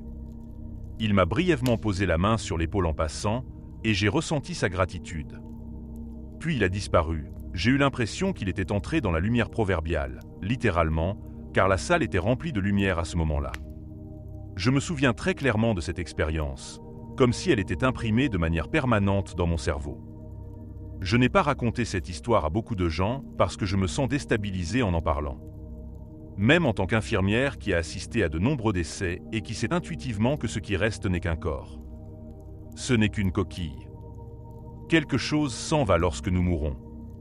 Il ne disparaît pas, il s'en va. On peut le sentir quitter le corps, être enfin libéré. Je suis mort 2 fois et je vais vous raconter ce que j'ai vécu. C'est très difficile à décrire en langage tridimensionnel, alors soyez indulgents et comprenez que cela va vous paraître fou, mais que c'est vrai, du moins, c'est ma version de la réalité que j'ai vue après la mort, à chaque fois. Je pouvais encore conceptualiser et mesurer le temps, mais je n'étais pas encore complètement séparé de notre dimension, c'est peut-être pour cela. Le temps se déplace beaucoup. Ce n'est pas le bon mot, mais c'est le seul que j'ai, plus vite, dans la 4e dimension. Ce qui pourrait être des secondes sur Terre et des centaines de milliers d'années là-bas. Ce qui n'est pas correct non plus, mais il n'y a pas d'autre mot pour le décrire. J'ai voyagé dans cette sorte de tunnel. Essayez de penser que c'était comme un trou de verre, mais ce n'était pas vraiment un tunnel, mais plutôt une sorte de vaisseau, je pense, ou un moyen d'accorder le passage à la dimension suivante. J'ai voyagé pendant quelques centaines d'années. J'ai vu ma vie, bien sûr, puis j'ai appris le langage de l'univers. J'ai vu des runes et des symboles de géométrie sacrés sur les murs du tunnel, et au cours de ces quelques centaines d'années, j'ai eu l'impression que ma capacité à comprendre l'univers s'était considérablement accrue. J'étais complètement en paix lorsque j'ai atteint la porte. Ce que j'ai vu à l'origine m'a fait peur parce que je ne pouvais pas le comprendre. Alors cela s'est transformé en une grande porte en bois avec une poignée très rapidement pour que je puisse saisir ce que je voyais. Je ne sais pas si j'ai voulu que cela change ou si quelque chose d'autre l'a fait ou si la dimension elle-même s'est adaptée à mon niveau de compréhension. Je ne sais pas, mais c'était une porte et je pouvais la saisir. Je pouvais encore entendre les cris de mon bébé pendant tout ce temps, comme si j'étais encore partiellement sur Terre. Pour la petite histoire, je suis morte sur la table lors de 2 césariennes d'urgence à 2 reprises et ils ont pu me ramener à chaque fois. Je n'ai plus le droit d'avoir d'enfant. Ce sont ces cris qui m'ont empêché d'ouvrir la porte. J'ai senti que quelque chose m'invitait doucement, mais ce n'était pas urgent et ne me forçait pas. D'une certaine manière, je savais que j'avais tout le temps de mon univers pour prendre une décision si j'en avais besoin. J'ai flotté là pendant des centaines de milliers d'années en considérant mes options. J'ai eu l'impression que c'était un moment, mais il n'y avait pas d'urgence et je savais d'une certaine manière que cela avait duré plus longtemps, en considérant mes options, puis j'ai ouvert la porte, mais je ne l'ai pas franchie. Quelque chose ou quelqu'un dans et autour de moi, la description la plus précise est que ce que c'était était nous tous, et plus encore aucun de nous en même temps, et ce n'était pas nécessairement un être, et ce n'était pas vivant, mais ce n'était pas non plus inanimé ou mort. Il n'existait tout simplement pas de la même manière que nous existons. Je ne connaissais pas la mortalité, et cela a toujours été et sera toujours.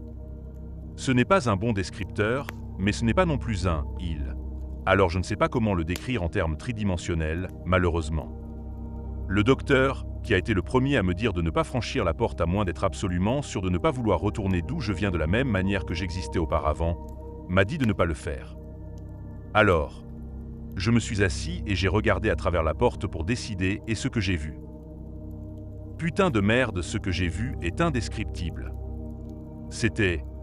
J'appelle ça un arbre, mais ce n'était pas ça, mais ça me rappelle un peu l'arbre de vie. Nos arbres sont une extension de ce que c'est, mais c'était magnifique. Cela me donne littéralement mal à la tête de l'imaginer dans mon esprit, mais je m'en souviens comme si j'y étais encore. Je voulais tellement franchir cette porte, mais je ne pensais qu'à laisser mon bébé derrière moi. Alors, je suis restée assise là, pendant des centaines de milliers d'années. J'ai appris tout ce que je pouvais en regardant à travers cette porte, et il y a tellement de choses que nous ne savons pas et que nous ne pouvons même pas imaginer ou conceptualiser. Finalement, j'ai décidé que je n'étais pas prêt, et ce qui était m'a dit de revenir quand je serais prêt, mais il n'a pas vraiment parlé ou communiqué. Je savais juste ce qu'il voulait me dire, si cela a un sens. Soudain, j'étais de retour dans mon corps. Tout me faisait mal et c'était comme si je venais de renaître. Cela m'a vraiment déstabilisé d'être ramené à une existence mortelle et à un corps de chair. J'ai l'impression d'être comme ces tentes emballées dans des sacs, que l'on déballe, mais que l'on n'arrive pas à remettre dans le sac comme il faut, alors on les enfonce toutes dans le sac en espérant qu'elles y resteront et qu'elles ne se casseront pas. Pendant quelques semaines après chaque fois, j'ai continué à avoir des expériences hors du corps et j'étais juste coincé entre les deux dimensions, je pense. Mes rêves étaient dans cette dimension et j'ai rencontré l'homme au visage pâle à la fois quand j'étais morte, il était sous une autre forme, et je discute encore avec lui dans mes rêves parfois. Il veut toujours que je prenne une sorte de clé, et j'ai l'impression qu'il n'y aura pas de retour en arrière une fois que je l'aurai prise. Il a essayé de m'expliquer à quoi elle sert, mais je ne peux pas comprendre tant que je n'ai pas pris la clé, alors je ne sais pas si je la prendrai un jour dans cette vie. Mais ce ne sont pas les seules choses bizarres qui se sont produites après mon retour. Je sens des espèces de vibrations émanées de tout et de tous. Tout et tous étaient soudain vivants d'une manière que j'ignorais. Je pouvais sentir ce que les plantes et les animaux ressentaient et ce dont ils avaient besoin. Je pouvais ressentir les émotions intenses des autres.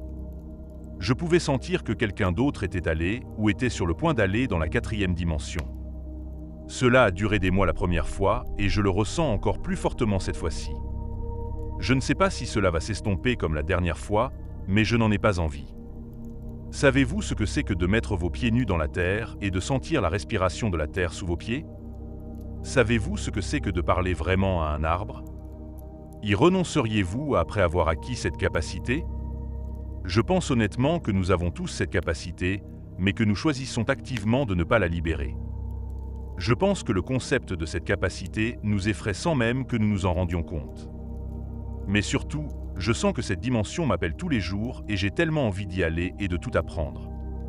Je veux m'accrocher à ce que j'appelle le savoir. Je veux prendre la clé et franchir cette porte. Je ne pense pas non plus que la clé se trouve à cette porte, car je l'aurais compris. C'est autre chose. Quoi qu'il en soit, je veux tout, mais je ne veux pas encore renoncer à ma mortalité. C'est un cadeau spécial que peu de gens ont la chance de vivre. Je veux voir mes enfants grandir et je veux sentir ce que c'est que d'être vieux. Je veux voir où le monde va aller de ce point de vue, si cela a un sens. C'est un sentiment tellement complexe à décrire. C'est comme si j'avais un pied dans chaque endroit. S'il vous plaît, dites-moi que quelqu'un d'autre a vécu cela. Je me sens tellement seul dans cette situation. Personne ne peut comprendre et j'ai l'air folle chaque fois que j'essaie d'expliquer ce que j'ai vécu. J'ai juste besoin de savoir que je ne suis pas seul dans cette situation. J'ai besoin de savoir que d'autres personnes ont également vécu cette expérience et je veux essayer d'y donner un sens ou, au moins, d'établir un lien humain.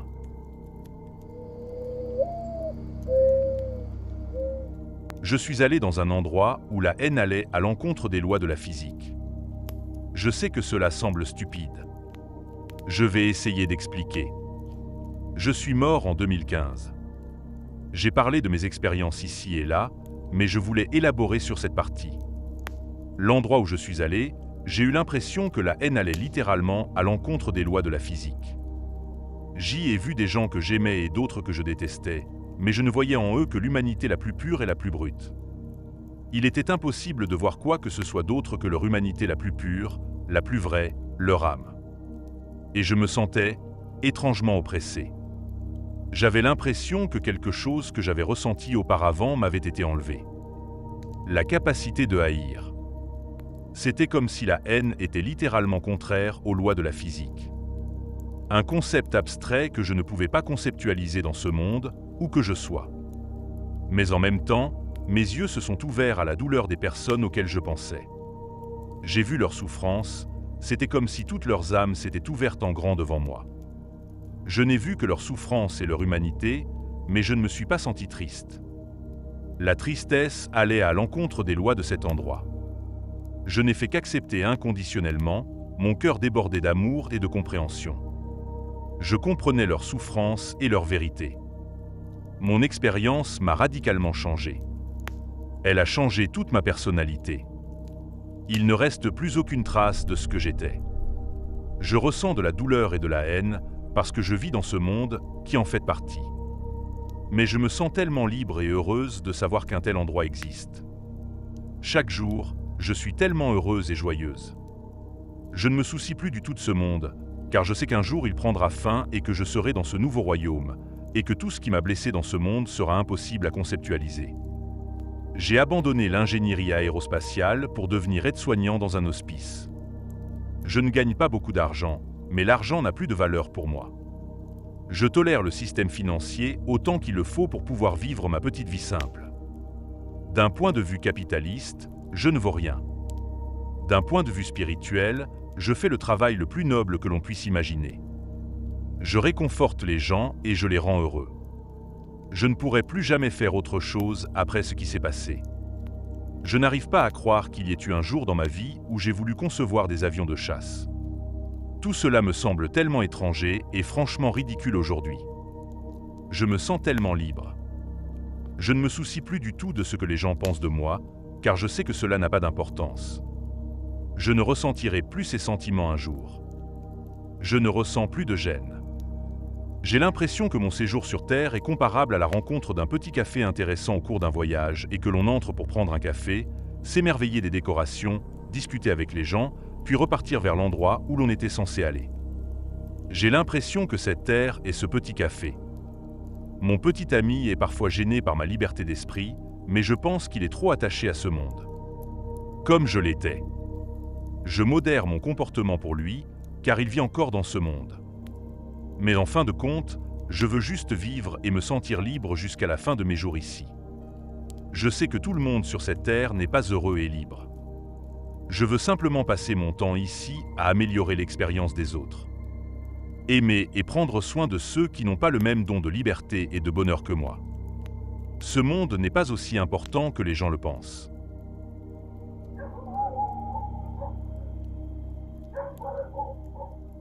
La première chose dont je me souviens, c'est que j'étais dans le noir complet. Je n'ai pas eu peur. Juste un peu confus. J'ai alors entendu ma propre voix demander à haute voix « Mais qu'est-ce qui se passe après ?» J'ai compris que le contexte de la question signifiait « Que se passe-t-il après que nous soyons physiquement morts et que nous ayons quitté notre corps ?» Instantanément, je vole, littéralement, dans un tunnel de couleurs et de lumière. Plus vite que tout ce que je peux décrire. Ce tunnel n'était pas seulement un tube droit. Il y avait des virages, des courbes et des boucles, il descendait tout droit, remontait, etc. Il allait à une vitesse que je ne peux pas décrire, dans des virages en épingle à cheveux. J'étais terrifié. Au début, je pensais que je contrôlais la situation et je luttais pour ne pas m'écraser sur les côtés, car je savais qu'à cette vitesse, c'était la mort assurée. Cela a continué à aller et venir et j'ai fini par réaliser que je ne contrôlais pas la situation et que je ne risquais pas de percuter les parois du tunnel. Quelque chose me guidait. Ce tunnel ne cessait d'avancer, d'avancer et d'avancer. En essayant de me calmer, je me suis dit « J'ai fait tout ce chemin sans être blessé, n'est-ce pas ? Je vais bien, c'est juste effrayant à cause de la vitesse. » Je regarde alors vers le bas pour m'assurer que je ne suis pas blessé, et je réalise que je n'ai pas de corps. Je suis toujours moi, c'est toujours la même conscience, mais sous une forme incorporelle. J'ai déjà fait des rêves où je n'étais que conscience. Dans ces rêves, je n'en ai pas la moindre idée jusqu'à ce que je regarde en bas, parce que j'ai l'impression d'être dans un état normal. Le tunnel continue encore et encore quand je vois un point noir comme une fin. Enfin, je suis sorti du tunnel super rapide pour me retrouver dans un espace flottant instantané. Devant moi, il y avait un énorme orbe de lumière chaude jaune or. Comme si le soleil avait été liquéfié et enfermé dans une membrane transparente. C'était vraiment magnifique. Si vous avez déjà vu de la poudre de mica perlée ajoutée à un liquide et qu'elle produit de magnifiques tourbillons, c'est un peu comme ça, mais en tourbillonnant lentement. Il était entouré d'une bande de lumière chaude et transparente. Un peu comme Saturne et son anneau, mais s'il n'était fait que de lumière, chaude et d'énergie. Il y avait ces choses qui ressemblaient à des éclairages bleu-violet, reliant l'orbe géant au mince anneau qui l'entourait. Je ne savais pas ce que c'était, mais je savais que ce n'était pas malveillant. J'ai regardé à gauche et à droite et j'ai vu tous ces minuscules orbes de lumière chaude sortir des extrémités des tunnels tout autour de moi. Ces bouts de tunnels étaient sans fin. Des rangées et des rangées de tunnels. En regardant vers le haut ou vers le bas, je ne pouvais pas voir où ils commençaient ou se terminaient. Ils s'enroulaient autour de la même forme que l'orbe. Partout où je regardais, ces petits orbes sortaient de tunnels aléatoires tout autour de moi. C'est alors que j'ai réalisé que je devais aussi être un minuscule orbe de lumière chaude. Tous les petits orbes restaient immobiles jusqu'à ce que certains orbes plus courageux avancent et se joignent à la bande de lumière extérieure.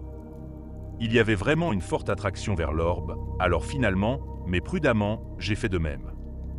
Dès que je me suis approché de la bande de lumière, j'ai été bloqué sur place. Impossible de bouger. Impossible de regarder ailleurs. Pendant cette période d'enfermement, j'ai découvert que j'avais retrouvé mon corps, mais qu'il n'était pas tout à fait à sa place. J'avais l'impression d'être devenu un hologramme, un fantôme. Ce n'est pas une description très précise, mais c'est la seule façon à laquelle je peux penser. Mais le fait est que j'avais à nouveau un corps pour cette partie. Ensuite, j'ai commencé à voir une scène se former.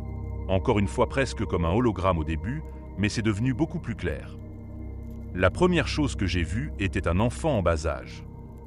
Il m'a fallu une minute pour comprendre que c'était moi.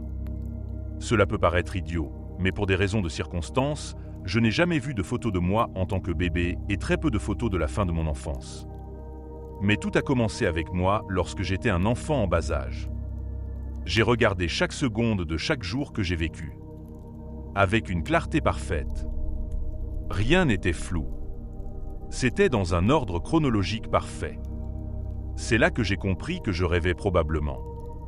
Je me souviens parfaitement de chaque jour que j'ai vécu, du réveil au coucher, en passant par des personnes que je ne me souvenais pas avoir rencontrées, parce qu'elles sont mortes quand j'étais bébé, des personnes dont je me souvenais abstraitement, mais cela faisait si longtemps que je ne me souvenais pas de leur visage, même si j'essayais de le faire. Je voyais ces événements et ces personnes avec une clarté parfaite. J'en étais sûr à 1000%, mon cerveau n'était tout simplement pas capable de faire cela tout seul. C'est tout simplement impossible. Très rapidement, j'ai perdu le brouillard du « ce n'est qu'un rêve ». Pas d'inquiétude. Je savais que c'était au-delà de moi et de mes capacités humaines. Que quelque chose ou quelqu'un d'autre était en jeu. C'est alors que j'ai senti une présence se joindre à moi. J'appelle parfois cette présence la voix, car je ne l'ai jamais vue, mais je l'ai sentie là et j'ai communiqué avec elle. J'utilise elle simplement parce qu'à un moment donné, la voix passait sans transition d'une voix masculine à une voix féminine encore et encore.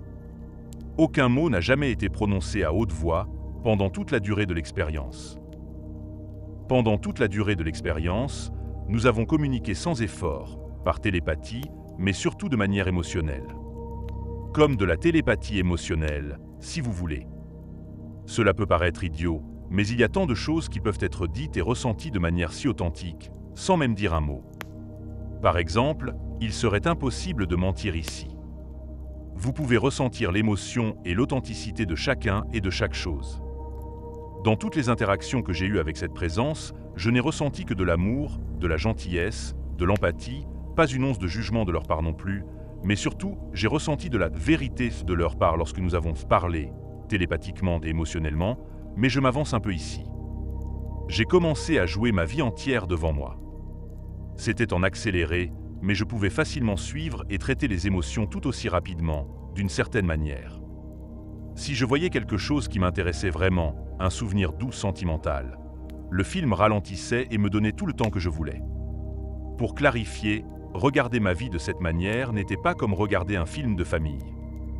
J'avais l'impression de remonter le temps, d'être juste là, dans le moment original, comme une autre personne invisible. Bien que le film se soit déroulé en accéléré, il s'est ralenti pour mettre l'accent sur chaque fois que j'ai fait quelque chose de désagréable ou de blessant.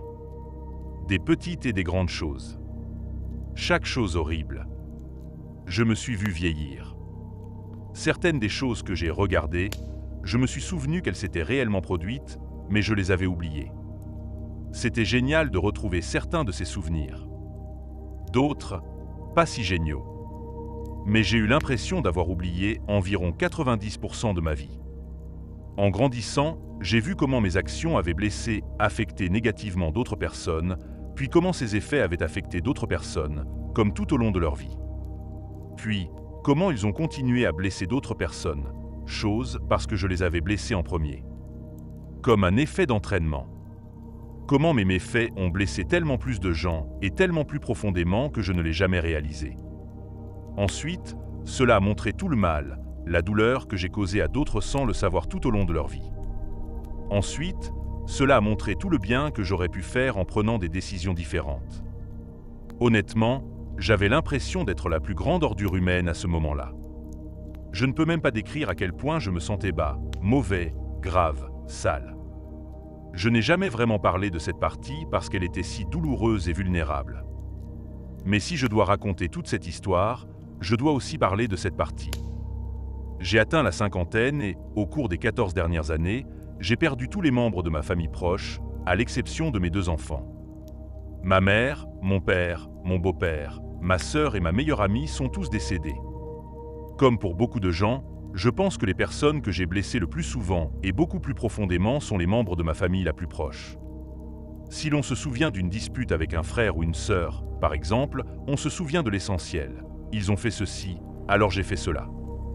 Mais revenir en arrière et regarder ces disputes avec une clarté parfaite, comme si vous étiez là en train de les regarder, à côté de vous, mais pas seulement en train de les voir, mais aussi en train de les voir et de les ressentir à travers les yeux de vos frères et sœurs.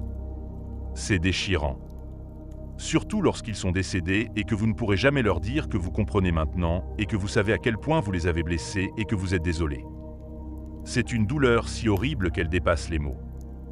J'étais à genoux et je sanglotais de façon incontrôlable.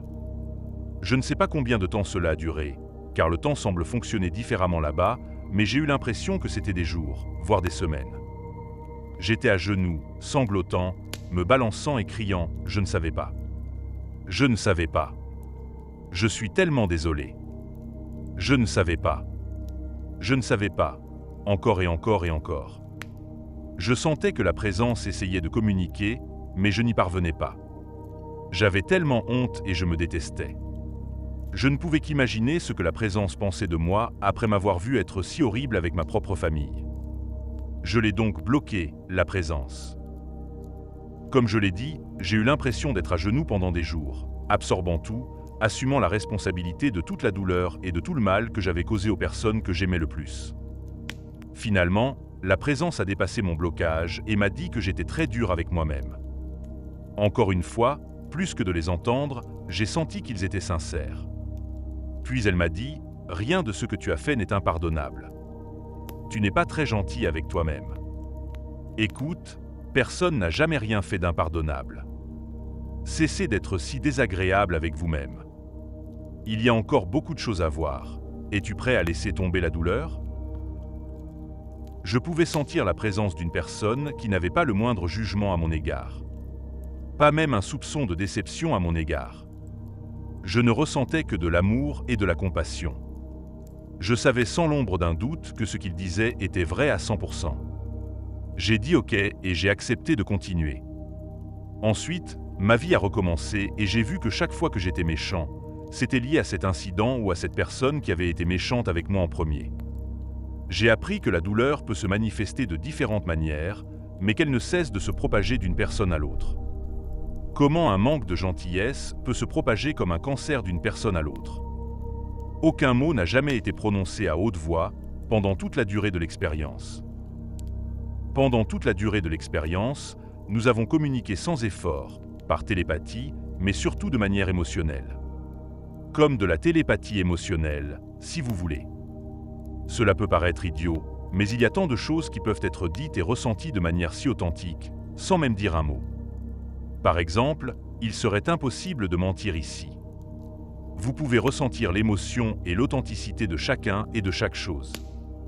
Dans toutes les interactions que j'ai eues avec cette présence, je n'ai ressenti que de l'amour, de la gentillesse, de l'empathie, pas une once de jugement de leur part non plus, mais surtout, j'ai ressenti de la vérité de leur part lorsque nous avons parlé, télépathiquement et émotionnellement, mais je m'avance un peu ici. J'ai commencé à jouer ma vie entière devant moi. C'était en accéléré, mais je pouvais facilement suivre et traiter les émotions tout aussi rapidement, d'une certaine manière. Si je voyais quelque chose qui m'intéressait vraiment, un souvenir doux sentimental, le film ralentissait et me donnait tout le temps que je voulais.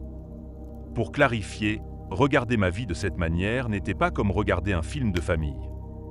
J'avais l'impression de remonter le temps, d'être juste là, dans le moment original, comme une autre personne invisible. Bien que le film se soit déroulé en accéléré, il s'est ralenti pour mettre l'accent sur chaque fois que j'ai fait quelque chose de désagréable ou de blessant. Des petites et des grandes choses. Chaque chose horrible. Je me suis vu vieillir. Certaines des choses que j'ai regardées, je me suis souvenu qu'elles s'étaient réellement produites, mais je les avais oubliées. C'était génial de retrouver certains de ces souvenirs. D'autres, pas si géniaux. Mais j'ai eu l'impression d'avoir oublié environ 90% de ma vie. En grandissant, j'ai vu comment mes actions avaient blessé, affecté négativement d'autres personnes, puis comment ces effets avaient affecté d'autres personnes, comme tout au long de leur vie. Puis, comment ils ont continué à blesser d'autres personnes, chose parce que je les avais blessés en premier. Comme un effet d'entraînement. Comment mes méfaits ont blessé tellement plus de gens et tellement plus profondément que je ne l'ai jamais réalisé. Ensuite, cela a montré tout le mal et la douleur que j'ai causé à d'autres sans le savoir tout au long de leur vie.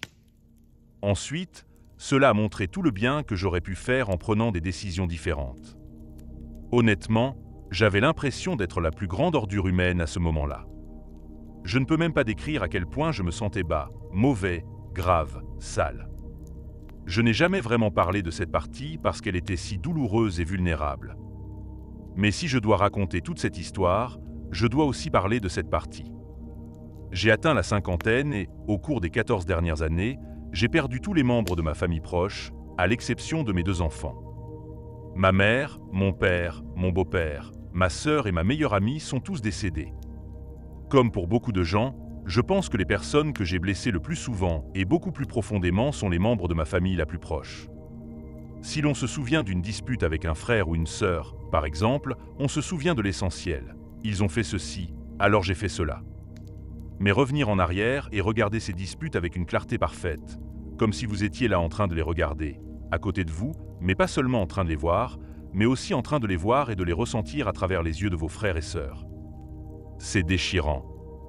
Surtout lorsqu'ils sont décédés et que vous ne pourrez jamais leur dire que vous comprenez maintenant et que vous savez à quel point vous les avez blessés et que vous êtes désolé. C'est une douleur si horrible qu'elle dépasse les mots. J'étais à genoux et je sanglotais de façon incontrôlable.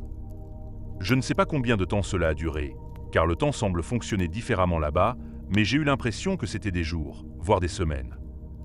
J'étais à genoux, sanglotant, me balançant et criant « Je ne savais pas. Je ne savais pas. Je suis tellement désolé. Je ne savais pas. Je ne savais pas. » Encore et encore et encore. Je sentais que la présence essayait de communiquer, mais je n'y parvenais pas. J'avais tellement honte et je me détestais. Je ne pouvais qu'imaginer ce que la présence pensait de moi après m'avoir vu être si horrible avec ma propre famille. Je l'ai donc bloqué, la présence. Comme je l'ai dit, j'ai eu l'impression d'être à genoux pendant des jours, absorbant tout, assumant la responsabilité de toute la douleur et de tout le mal que j'avais causé aux personnes que j'aimais le plus. Finalement, la présence a dépassé mon blocage et m'a dit que j'étais très dur avec moi-même. Encore une fois, plus que de les entendre, j'ai senti qu'ils étaient sincères. Puis elle m'a dit « Rien de ce que tu as fait n'est impardonnable. Tu n'es pas très gentil avec toi-même. Écoute, personne n'a jamais rien fait d'impardonnable. Cessez d'être si désagréable avec vous-même. Il y a encore beaucoup de choses à voir. Es-tu prêt à laisser tomber la douleur ?» Je pouvais sentir la présence d'une personne qui n'avait pas le moindre jugement à mon égard. Pas même un soupçon de déception à mon égard. Je ne ressentais que de l'amour et de la compassion. Je savais sans l'ombre d'un doute que ce qu'il disait était vrai à 100%. J'ai dit OK et j'ai accepté de continuer.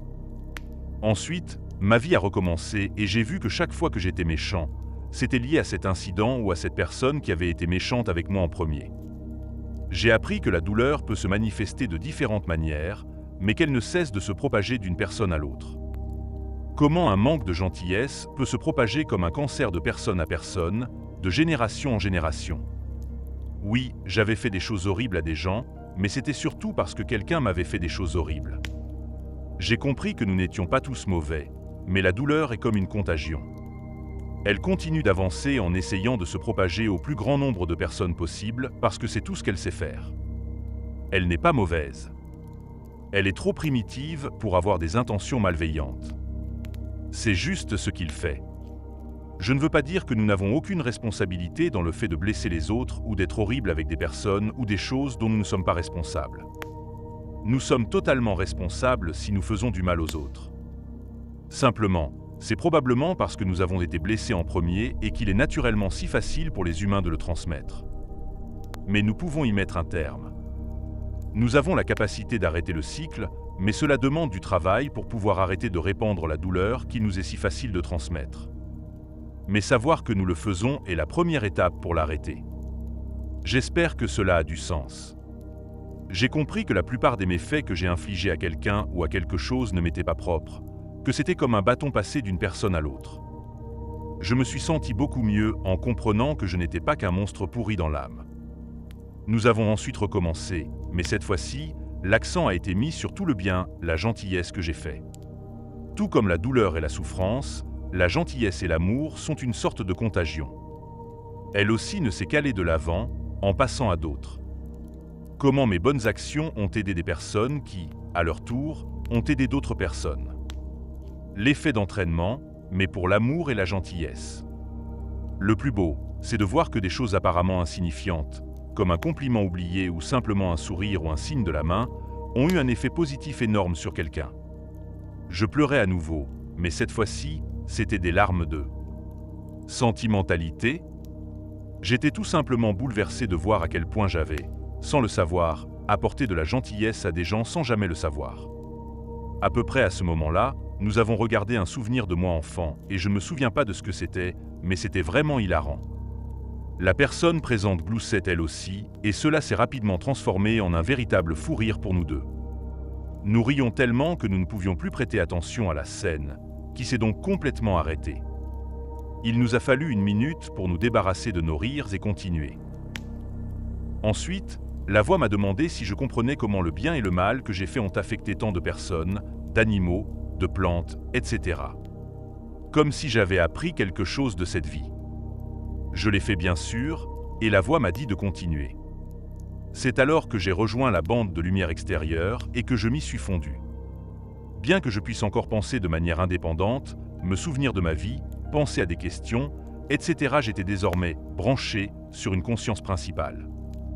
Cette conscience n'était pas seulement l'énergie humaine, mais aussi celle des animaux, des plantes, des insectes. Tout ce qui était vivant, même les champignons, était connecté à une seule conscience. C'est vraiment difficile à décrire. Toutes les vies de tous les êtres vivants qui ont vécu et sont morts sur Terre, comme jamais, étaient à ma disposition. Des vies entières d'informations. Toutes ces informations se déroulaient devant moi, un peu comme un hologramme sur des écrans invisibles qui se déplaçaient rapidement. J'avais l'impression qu'en absorbant tout cet amour et toute cette connaissance, cela me faisait évoluer ou, à tout le moins, me remettait au niveau de ce que c'était que d'être un être d'énergie. Mais à aucun moment je n'ai oublié moi. Même lorsque j'étais pleinement engagé dans la conscience collective, je pouvais encore penser de manière indépendante. Je ne pense pas que notre conscience personnelle change, nous devenons juste tellement plus avancés que tout ce que la conscience humaine peut même comprendre. Je suis certain que vous ne perdrez jamais votre « vous ». Vous devenez juste beaucoup plus génial quand les gouverneurs humains sont enlevés. Vous savez, dans les films et les séries télévisées du futur, il y a des écrans tactiles holographiques qui surgissent dans l'air et sur lesquels on peut écrire, zoomer avec les doigts ou quoi que ce soit d'autre. C'était un peu comme ça, mais avec des centaines de longs écrans qui défilaient. Il y avait un écran principal sur lequel je me concentrais, mais d'une manière ou d'une autre, nous étions capables d'absorber, de prendre, de télécharger, quel que soit le nom qu'on lui donne, toutes ces informations sur de nombreuses vies différentes sur Terre en même temps. L'écran principal, des vies entières en mouvement, sur lequel je me concentrais, se déplaçait très rapidement de droite à gauche. Bien qu'il aille très vite, je l'ai traité sans problème. Quelquefois, lorsque je trouvais le sujet aléatoire particulièrement intéressant, il ralentissait. Si j'avais une question dans mon esprit, je n'avais pas besoin de la poser à haute voix. Les vies en cours que j'absorbais, téléchargeais se mettaient en pause, et un nouvel écran commençait à répondre à mes questions instantanément. Il y a eu un moment de pur bonheur où l'on s'est rendu compte que l'on était de retour à la maison. Nous étions de nouveau tous ensemble. Je dis « de retour » parce que j'ai compris que c'est de là que nous venons tous. Nous étions tous de retour à la maison. Nous ne sommes pas simplement des milliards de personnes aléatoires qui cohabitent sur un gros caillou spatial appelé Terre. Si vous remontez au début, nous ne sommes en fait qu'un seul être curieux qui peut se séparer de morceaux de conscience pour aller vivre de manière indépendante. Une fois ces essais ou ces vies terminées, ils, nous, reviennent à la maison et partagent les connaissances acquises au cours de cette période de vie. La partie la plus profonde de ce rêve a été ce moment. Une fois que j'ai pleinement réalisé ce qui s'était passé, que je me suis fondu dans la bande de lumière et que j'ai commencé à assimiler toutes ces connaissances, soudain, toute la culpabilité, l'anxiété, les peurs, la tristesse, la dépression, la dépendance, tous les traumatismes, chaque petit grain de négativité en moi s'est complètement dissipé. J'ai senti un poids se détacher de moi au fur et à mesure. C'était l'euphorie absolue. Même si ce n'était qu'un rêve, je n'oublierai jamais ce sentiment d'être propre et libéré de ma forme humaine restrictive. Je n'avais aucune idée de l'étendue de ces restrictions jusqu'à ce qu'elles soient levées. J'avais reconnu toutes mes transgressions humaines en les comprenant. Je m'étais absous moi-même. Personne ni rien d'autre n'avait besoin de me pardonner. C'est moi qui me pardonnais.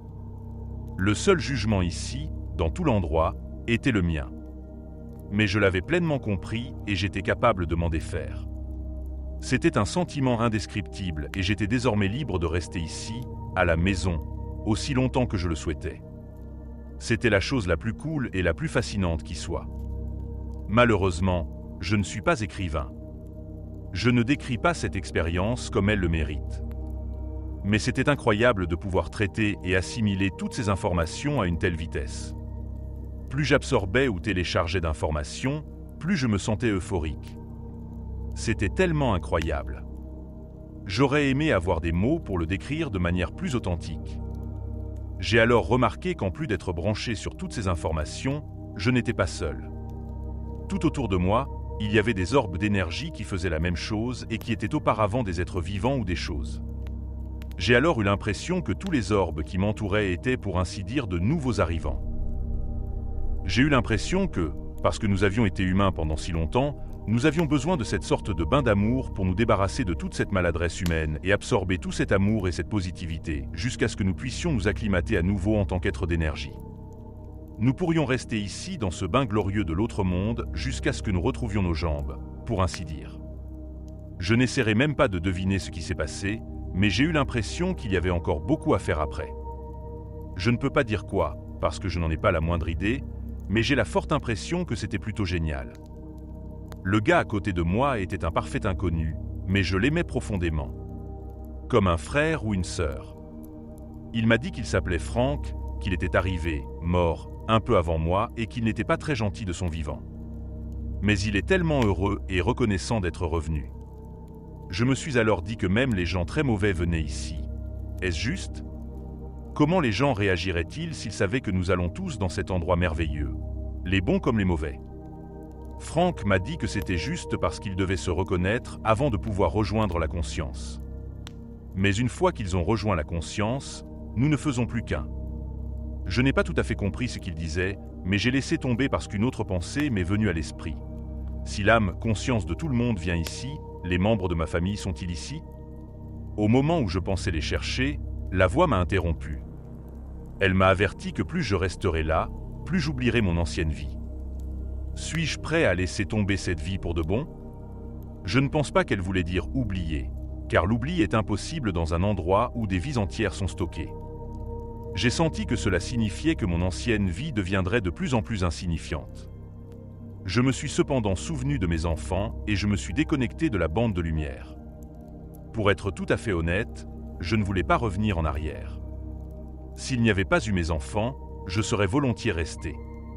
Quand je pense à ce moment, je ne peux m'empêcher de me demander si c'est ce qui arrive aux personnes qui meurent pendant leur sommeil. Ont-ils choisi de rester ? J'ai demandé si je reviendrais ici à ma mort et on m'a assuré que oui. J'ai ensuite remarqué que tous ces petits orbes sortaient à nouveau des tunnels et cela m'a fait penser à ce qu'ils étaient sur le point de vivre. Toujours un peu troublé par le fait que même les gens vraiment mauvais viennent ici, j'ai demandé « Et les gens vraiment très mauvais? Les Hitler, les tueurs en série et les agresseurs d'enfants? La voix m'a dit de voir par moi-même. Je ne sais pas comment j'ai su qu'El Orb était une mauvaise personne, mais je suis allé voir celui qui était en train de regarder son film de bonnes et de mauvaises actions et j'ai pu m'unir à lui.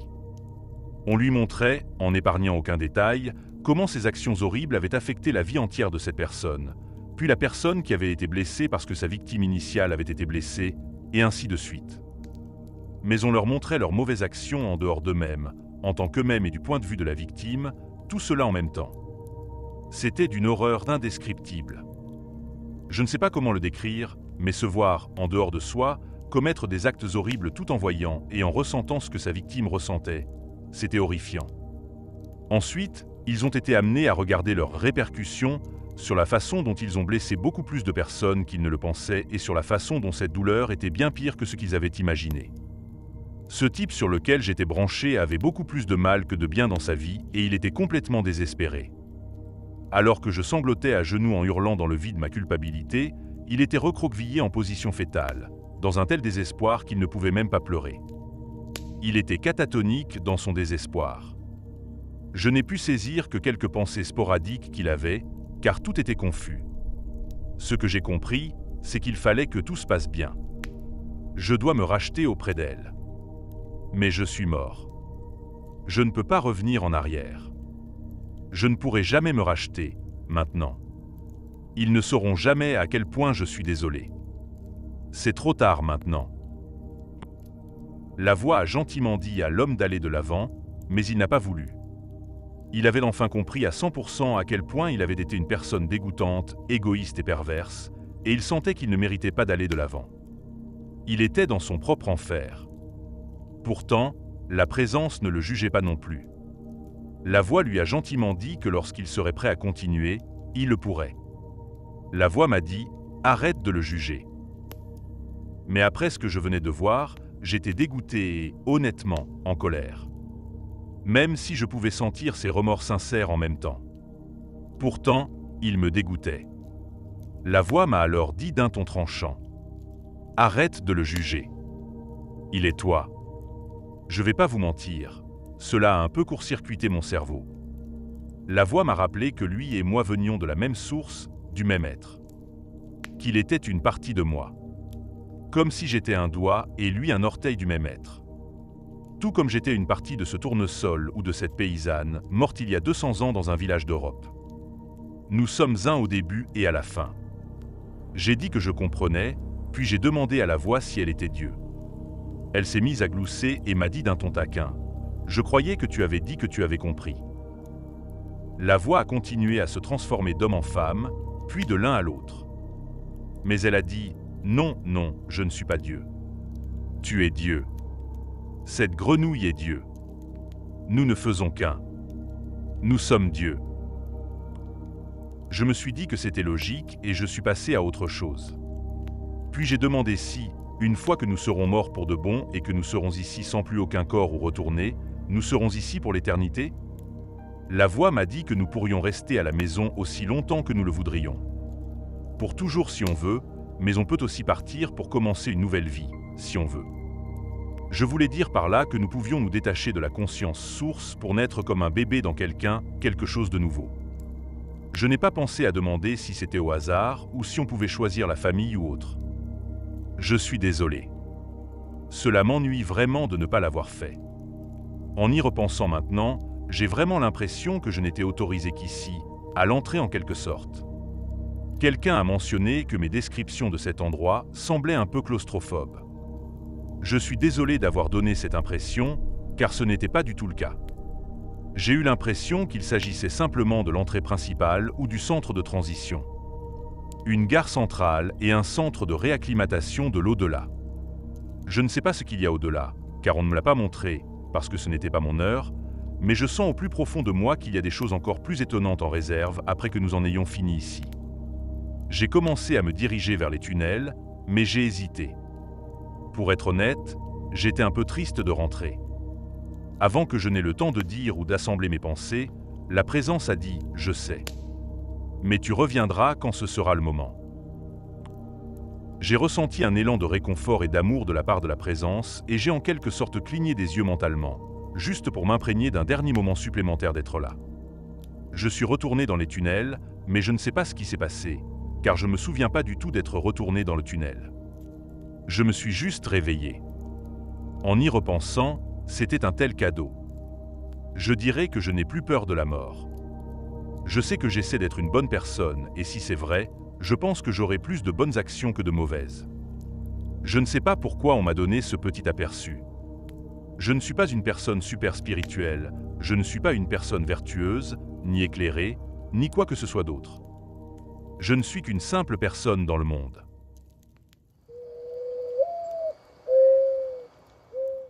Merci d'être resté jusqu'à la fin. N'oubliez pas d'aimer la vidéo, de vous abonner à notre chaîne et de laisser vos propres histoires en commentaire. On se retrouve demain à la même heure devant ce feu.